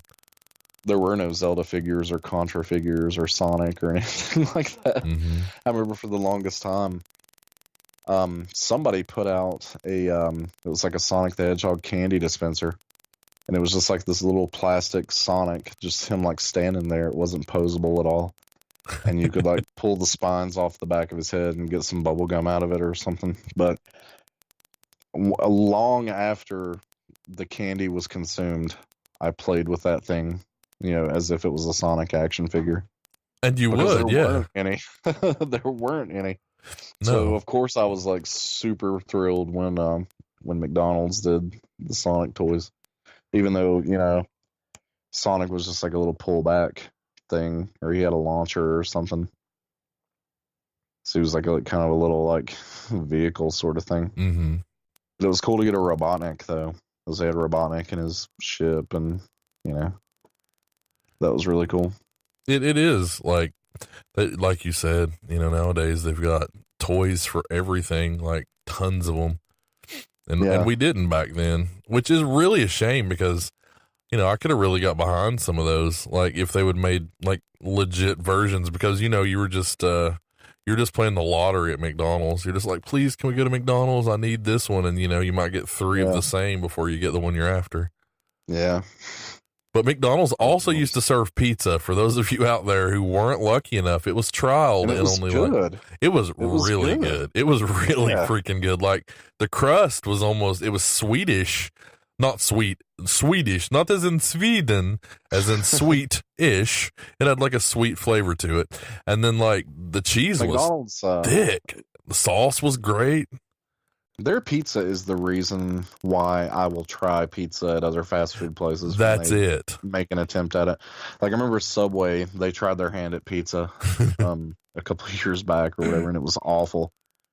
But I gave them a shot because I was like, okay, here's another fast food joint, and they're trying their hand at pizza. Maybe it'll be, like the McDonald's thing again. I always give it a shot. There will never be, and it's heartbreaking to think you will never find true school pizza nor McDonald's pizza just out there in the wild. And it's heartbreaking. Those are two of my absolute favorite kinds of pizza. Like I could sit and be super fat on those two things just right there. They're just so good. And the saddest thing is that I think they only trialed it in like, I don't know, 10 or 12 places in the entire United States. We were very fortunate to get to try it. And I remember eating it like my grandma would take me every Friday. She'd be like, if you do your homework and you do well in school, I'll take you Friday evening, which kept me kind of healthy for not eating it every day. But Jesus Christ, like you said, insane, Some man. of the places did, like a large pizza you could actually order, like takeout. They weren't delivering or anything. I remember that. That was towards, actually, I think, the end, whenever, like, if the local chain was pretty successful with the personals, yeah, they would do the large ones. I remember getting the large ones, and it was just like, oh, man. So good. If your mouth waters for anything from back then, that's probably one of the top 3, at least for me. My God, it was so good. So we kind of derailed from the Happy Meal toys, but one thing, I think somebody should try to cash in on kind of like a retro re-release of Happy Meal collections. Yeah, just essentially like, re-release them. Yeah, put them in a nice like collector's box or something. Like, okay, here's the 1993 Sonic the Hedgehog set. That'd be awesome. Put some facts on the back of the box and just recreate those toys. Bust out the old molds wherever they are and do like a new run of those toys and just box them up like in a collector's sort of situation. I remember having like a lot when The Land Before Time came out. I had a ton. I could not believe that these toys were as big as your hand, like my hand is now. And I'm 6'7", so I've got a pretty good size hand. These were like, they were hollow, so you could put your hand in like their arms and their head and move it around like a puppet. Yeah. It was like this rubbery, hollow dinosaur.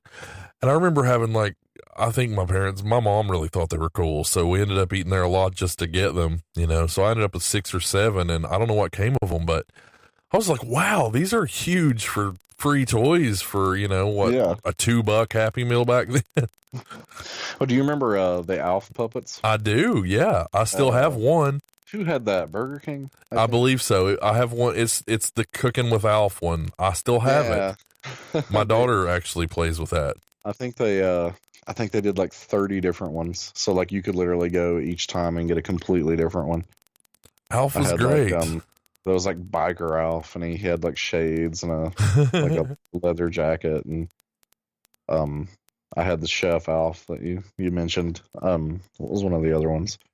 I can't remember. They did so many of them. Mm-hmm, they did. And it was just like it was a hand puppet, like a legit puppet. Yeah.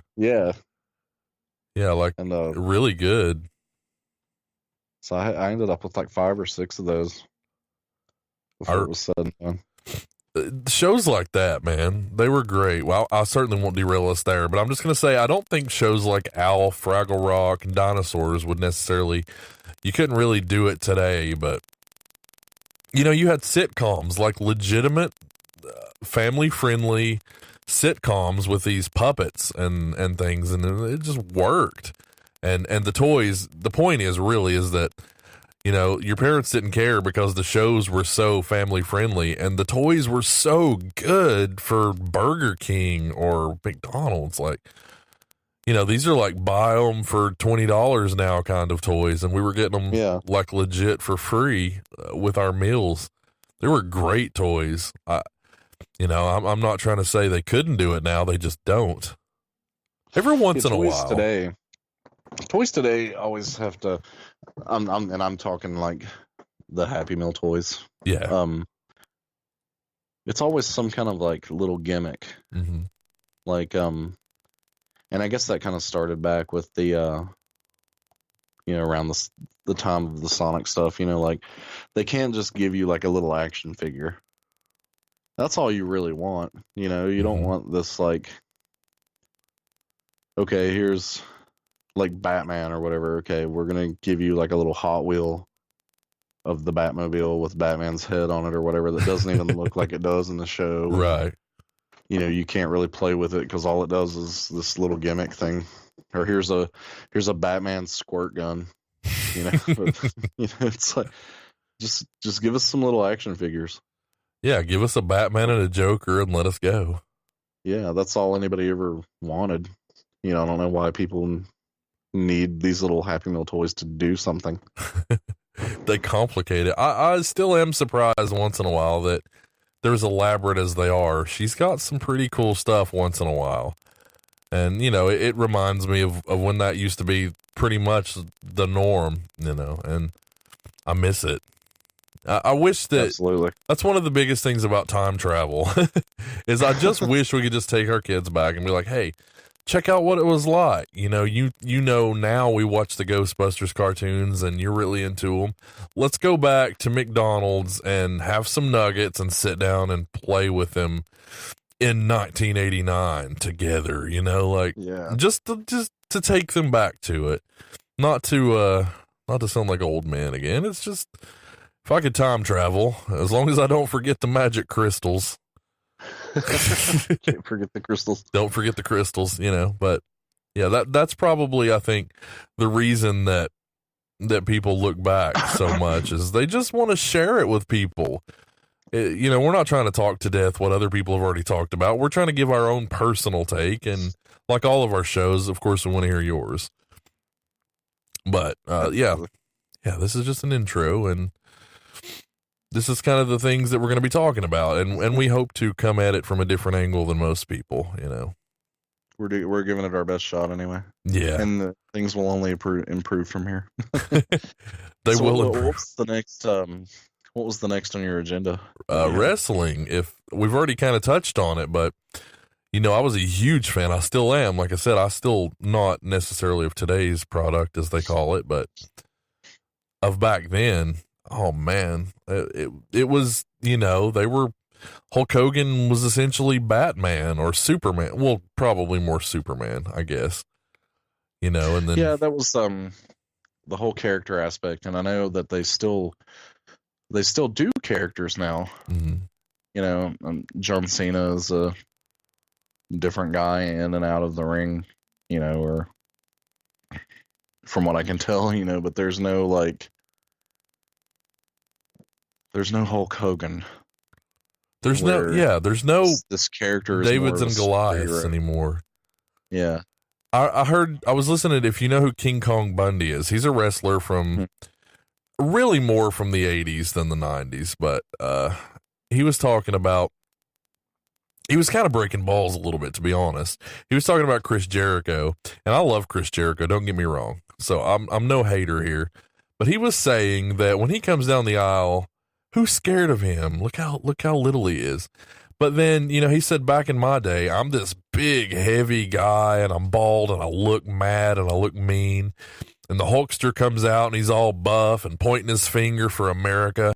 He's like, you were terrified of that guy. That's a guy you would not want to fight in an alley. And this is a guy that you would trust to take care of you, to protect you, because that's what he does. These were huge people. These weren't not even just people. They were, like you said, characters. They were larger than life. They were, the Hulkster, man. Like, he single-handedly really brought wrestling onto the map and made it what it is. Now, nobody's perfect, but then, you had people like Macho Man who had a lot of personality, and then Andre the Giant was the Giant. He didn't even need to say anything, and you were terrified. Undertaker, the same way. But they still did, and they were great characters.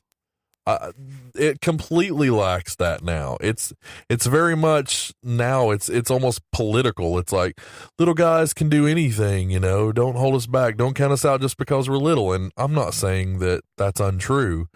Sure, it's true, but that's not the reason we watched it back then. Yeah. And I feel like, the wrestling aspect of it is more of a vehicle for, I guess, their career outside of the ring too. Mm-hmm. Nobody invents a character and goes by that character name because you don't want to limit yourself, from movie roles or what have you. Dwayne Johnson. You just go by your name. Yeah, he used to go by The Rock, and now has he pretty much abandoned that? Pretty altogether? much, yeah. He's pretty much just Dwayne Johnson now. Yeah. So yeah, you're not going to have the Sergeant Slaughters anymore, you know. It's anything true. like that. Yeah, it used to be a story, and now it's, you know, I'll admit, when you watch back, it wasn't as appealing on an athletic kind of level. But when you saw Hulk Hogan pick up Andre the Giant, it meant something. The story was being told. You were seeing David, although a very big David, slay Goliath, and you know, it meant a lot to you because you were like, yay, Hulkster's, you know, proving that if you say your prayers and eat your vitamins, and you know that you'll be able to do it too. And now there's just school, brother. Yeah, stay in school, brother. Now there's like no real role models. At least in my opinion. I guess John Cena's a pretty good dude, but I certainly wouldn't look at him as a role model. There's a transparency now too with the internet. Like they can't get away with being a character too much, you know, because everybody's a know-it-all and they see through it, and they all get on social media and tell the truth. And you know, I guess that's a good point too. That, you know, there, believe it or not, kids, there was no internet back then. So, you know, when Hulk Hogan was done wrestling for the night, he could disappear after that and go back to his, you know, quiet everyday life if he wanted to, or he could go be, you know, a celebrity out in, you know, like. It was a choice you made. The lack of internet, you know, offered a little bit of break time. Yeah, it did. I remember reading like the WWF magazine, and I still have a bunch of them out in the building. I took them as gospel, really. It was like, you know, on the Undertaker's days off, he's busy building caskets and, you know, and conjuring the dead. Yes, conjuring the dead. And Hulk Hogan's always training, and he's out supporting the troops and saying his prayers. And, you know, and I was like, whoa, that's awesome. You know, this is true. I'm getting the insider scoop here. Then you could call the hotline, you know. And then you had to call and bug your cable station so that you could get the pay-per-views. And there was no transparency. Essentially, these characters were, you know, that all week, you know, they'd come out and they'd be like, all right, next Saturday night, I'm going to come out and me and you are going to settle this. It's like, you didn't question, you know, aren't they in the back together right now? Why don't they just do it back there? You didn't question that. You were like, oh, when he gets a hold of him next Saturday, it's going to go down. There was that beautiful mystery about it, and you just didn't really question it. You knew it was. I think the best way to put it is wrestling's not so much fake as it is just a story. It's scripted, but it's not fake. You know, they get hurt, and it's very physical, and it's just scripted. And I don't know. It was so much fun, though. Dang it, internet! Quit taking the fun out of life. It just does. You know, I know like the punches and slaps and things, you know, those are fake. But if you can get out to see a live show, you know, it's like an acrobatic performance. It is. You know, it is extremely physical, and they are, without a shadow of a doubt, athletes. Oh yeah, no question. You know, you can say the punches are fake, but the athletics that go into, you know, climbing up on the turnbuckle and doing a flip off of it, and that takes an extreme amount of athleticism. It does. You can't take that from them. That's very much not fake. Mm-hmm. You can't just say, I'm going to be Ric Flair, I'm going to go be Hot Rod, I'm going to go be the Ultimate Warrior or whatever. You just can't say that. These people, they just were. It's like it was meant to happen. It was destiny. You can't just become Macho Man Randy Savage. He was Macho Man Randy Savage. You know, I met him once, which was like one of the coolest things in my whole life. And I was taller than him, but that dude, you know, he's done such great things, and he's so strong, and it's just incredible. You know, you didn't think about him being small. They put so much focus on it now, but you didn't think of it that way. I bet you were taller than him, but you were definitely not wider than him. muscle-wise. definitely not. No, I was like 12 and he's like, "Ooh, you're a big one. How old are you, brother?" And I was like, "I'm 12 and whatever. My name is Dylan. I'm 12 years old," And he's, we shook hands and there's a picture and he's like, "Oh yeah." And it's just the coolest thing ever, Never do Slim Jim. Yeah. Dig it. Like in the intro. Oh yeah. Yeah, but they're awesome. It's characters. It's no different than why we loved Batman, or he had a bone to pick with these guys, and that's what Hulk Hogan had. He had a reason to go fight the good fight. Yeah, that's really what it comes down to in a nutshell. Mm-hmm. These were living, breathing, comic book movie superheroes. Yep, and the anonymity between shows. Them not being on the radar really helped a lot. And it's just one of those things. It's also, I think about that when I play games sometimes. I'm like, I go back and I'll play like Metroid, which is a nightmare without a map. It just is. And I'm like, you know what? I can just hop on the internet and there's maps everywhere. I'm going to find, one that's super detailed and high def and stuff. It's like, it kind of takes it out, you lose the experience of having to map your own or just go crazy. I can remember buying, like a graph paper notebook and playing like Phantasy Star 2 on the Sega Genesis and like having to draw my own maps on the graph paper for the dungeons. It's a good experience, and though. And like Metroid, drawing your own maps and everything. Yeah.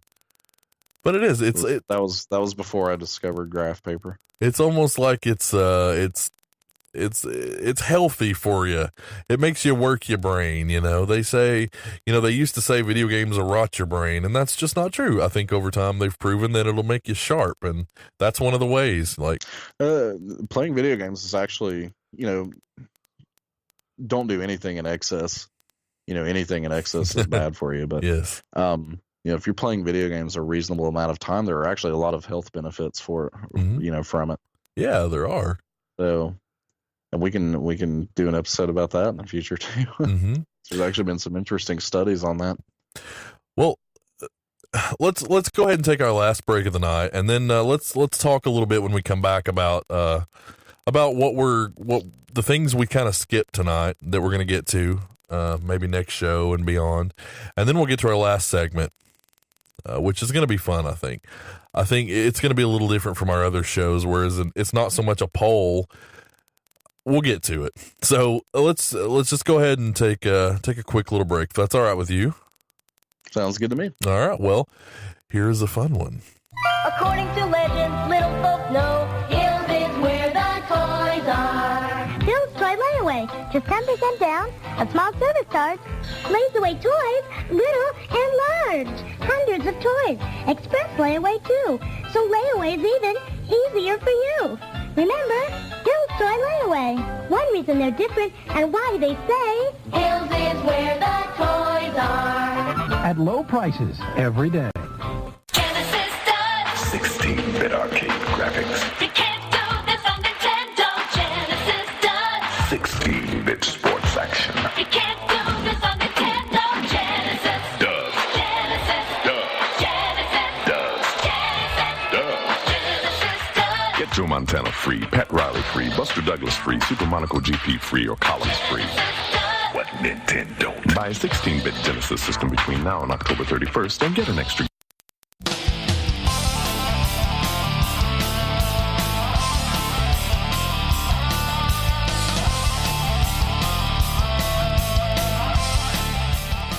I'll take Super Monaco GT, please. Hey man, what was that deal? If I buy a Sega Genesis before October 31st, I can get Super Monaco GP for free. You can have Super Monaco GT. Because Genesis does. That's a fun one. Don't. Yeah, that's a classic. It just is what it is. Can you imagine being Nintendo back then? Oh God. You're like, damn it. Wish we could have thought of something like that. Yeah, they have the perfect name for it, Nintendo. It's like, shit. Yeah, you can imagine they probably sat around and tried to do something with Sega like that and just realized, I can't come up with anything. By the way, if if anyone's interested in any more on that subject, you should read the Console Wars book. It's full of anecdotes like that, chock full of good stuff. And really, I think Nintendo and Sega, like their internal management, I think legitimately did hate each other, and still do. I'd say most likely. Yeah, where they were just at each other's throats with marketing like that. Just drove each other nuts. They really were. They were so bitter, and I don't think in the end really mattered much because they both kind of had to suck at it for a while. But it's all right. You know, it was still a really great time to be alive in gaming, nevertheless. Yeah, the real winners were, you know, us, the people playing the games. So we know we missed a few things. There's a lot of good, and obviously we can't limit the show to just those 5 things because that would get really old in about a month, which is 2 episodes. But we already are aware of that. There's music, which is one of the biggest things that people, mostly about the 80s, and the movies, you know, oh my God. Mm-hmm. We'll probably stick to the non-horror for this show, but there's, you know, for every horror fan, there was 2 or 3 like teen romance 80s movie fans, you know, so those were huge too. And then there's the fashion, for better or worse, the food, which we've already talked about, McDonald's pizza and things, but there's lots of like cereals and snacks and juice and whatnot. So that'll be fun. A lot of really cool stuff. And, you know, we may even dedicate a whole episode to the wooden panel because it was so large in the 70s. Yeah.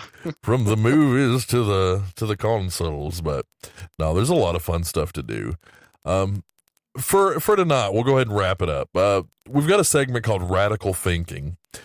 What we like to do a little radical thinking around here, and not all things you remember in a nice light are actually nice.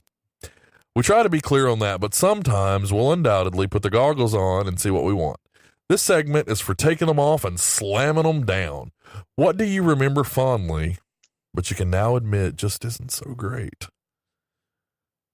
You don't know what I think? What do you think? VHS tapes. Video home system. Yes. Because the truth is you go ahead. You go ahead. So, you know, we look back on taking those trips to the video store with our parents and, you know, getting to pick out a movie and everything.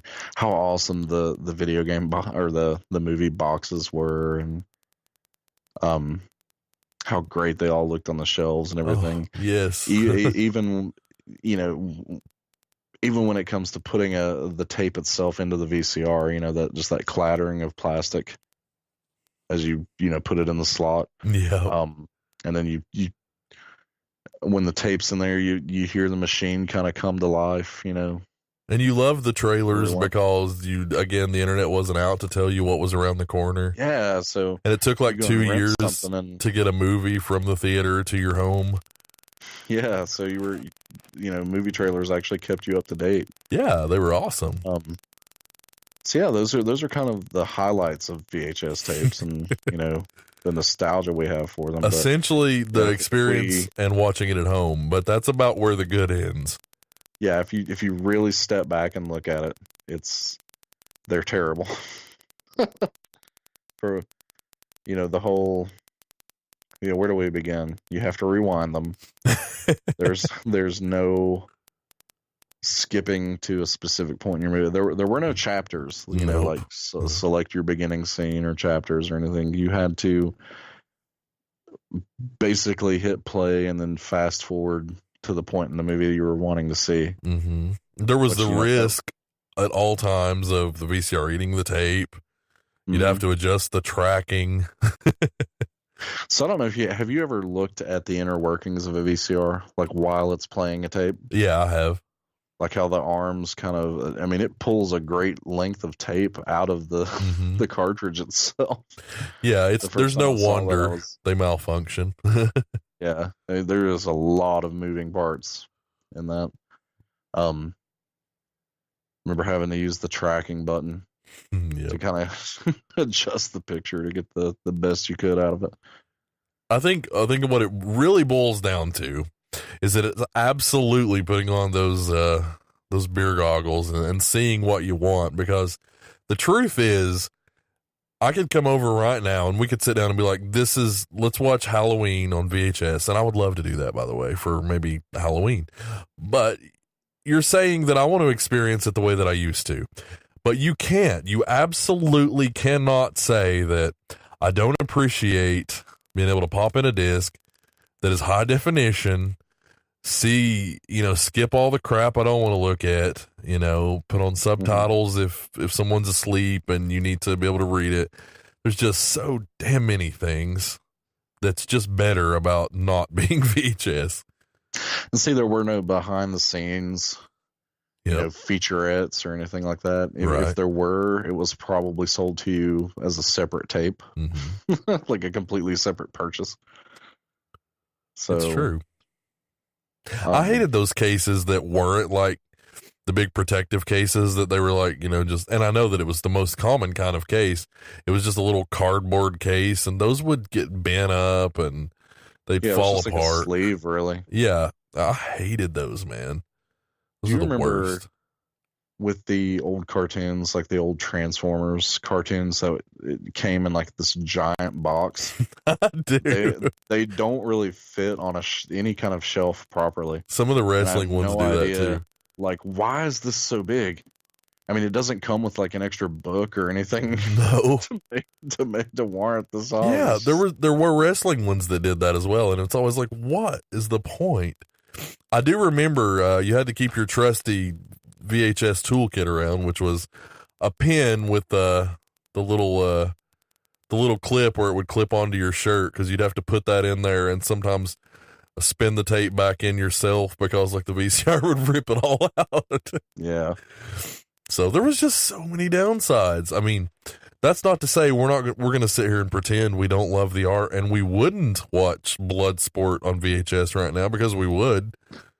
I can appreciate doing that, because, really I do the same thing with my video games. I mentioned early on in the show that I have my Sega Genesis still hooked up, and I've got a CRT television in my room.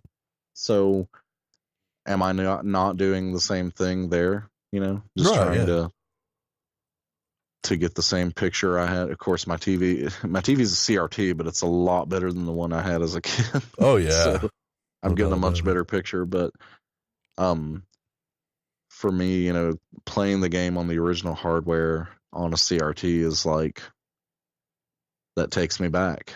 That's why I do it. And so I can certainly, I definitely appreciate, VHS collector enthusiasm and why you would want to watch a movie in that way. Mm-hmm. I definitely see that. You had to live it, or otherwise I don't understand. It's like, let's take this movie that I've seen in high definition only.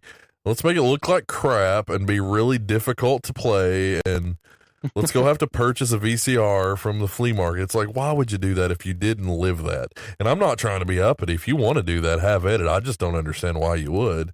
If you did live it, I get it. Otherwise, I don't see the purpose so much. I think your question is really, are you able to grow, a new pair of nostalgia goggles? Right.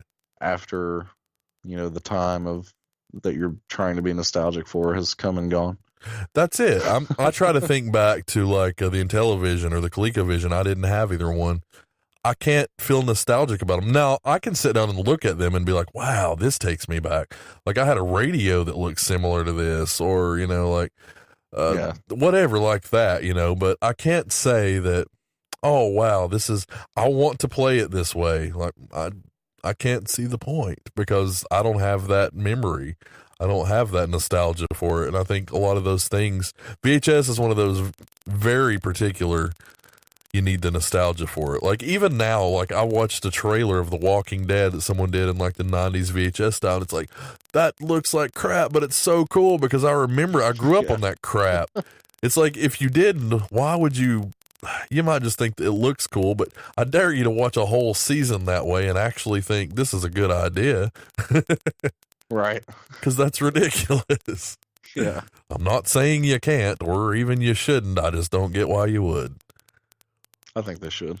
Yeah, why not? Just put Negan in VHS times. Why not? I think that's kind of our,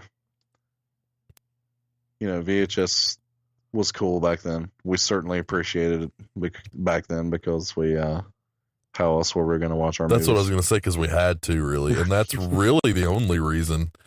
There's nothing wrong with it, but it was primitive. It was just a little less primitive than what Betamax, but Yeah.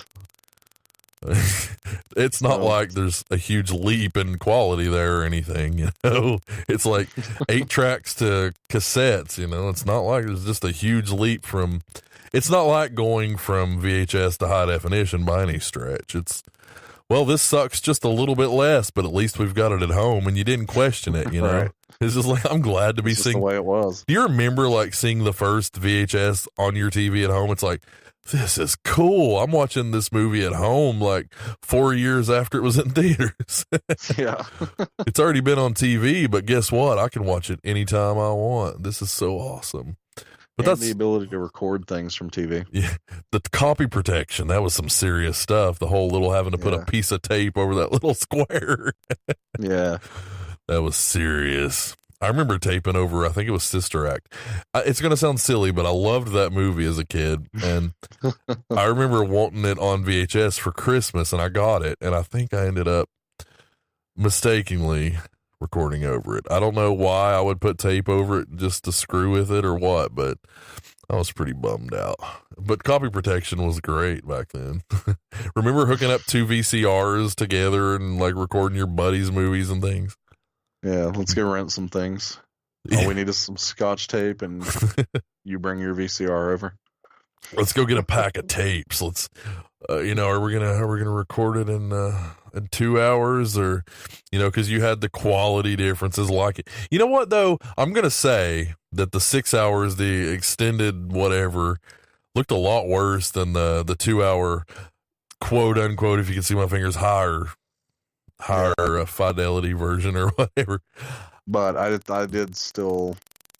enjoyed my copy of Ghostbusters 1 and 2 that I made on a single tape.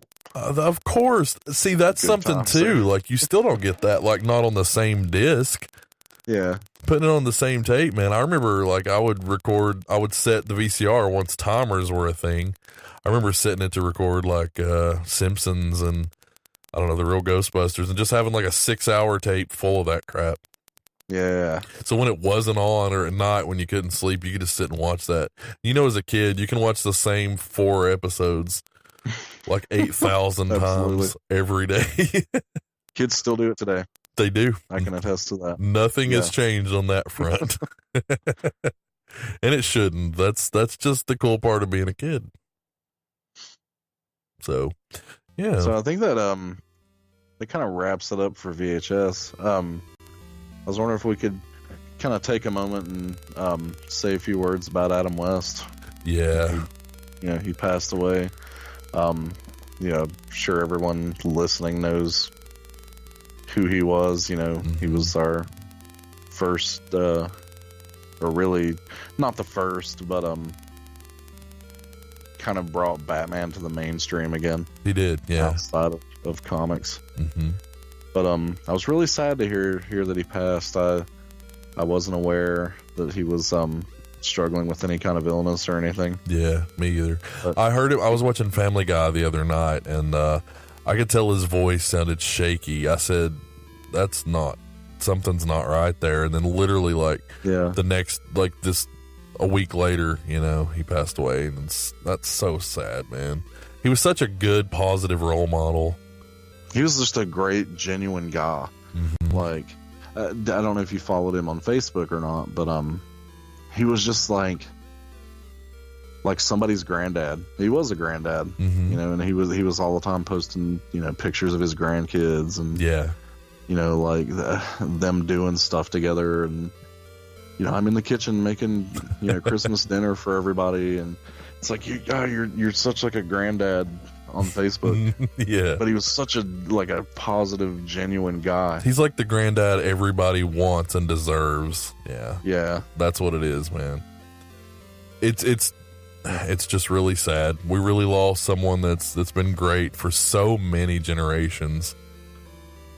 It's such a shame. He's done so much, positive too, and that's a really great thing to be remembered for. I think we should all strive for that. Be remembered that you did all these great, wonderful things for people less fortunate.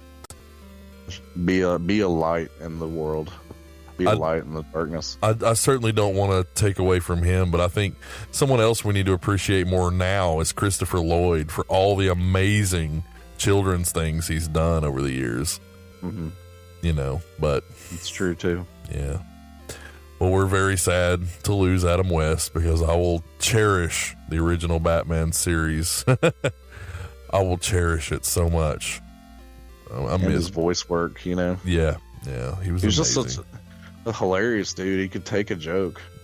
That's it. He really could. He could make fun of himself and, take a joke about it. And, you'd have to have a sense of humor to play that Mayor West character. You would, but I mean, in Adam the best way ever. Yeah. Adam, I'll never forget that. What is it, an Etch a Sketch or whatever? And he's like, Adam Wee. Who is this Adam Wee?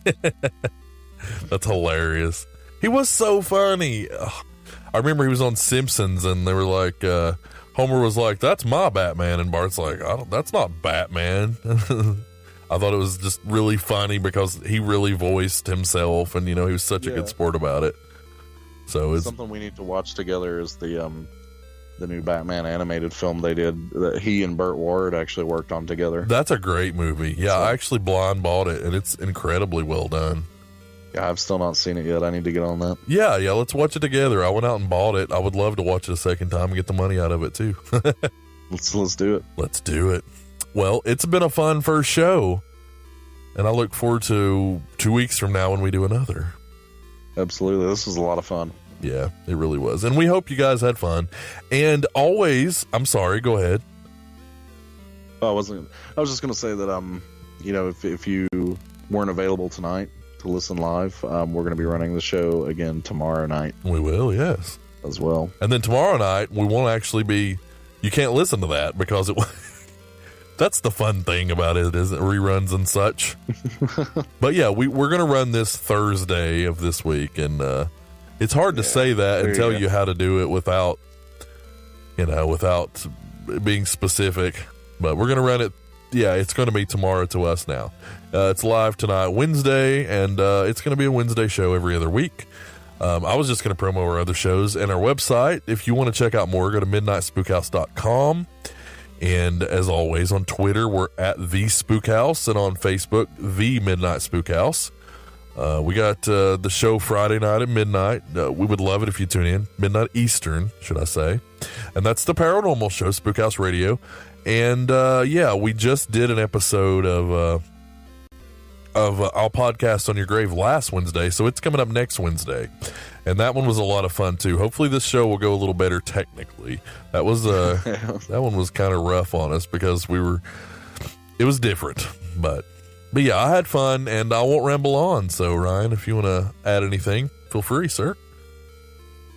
No, it was tonight was a lot of fun, and I hope you guys will tune in the future for Retro After Dark. Please do. Write in and tune in and all that good stuff. And we'll be in chat during the reruns. We're going to do reruns of all of our shows the following nights.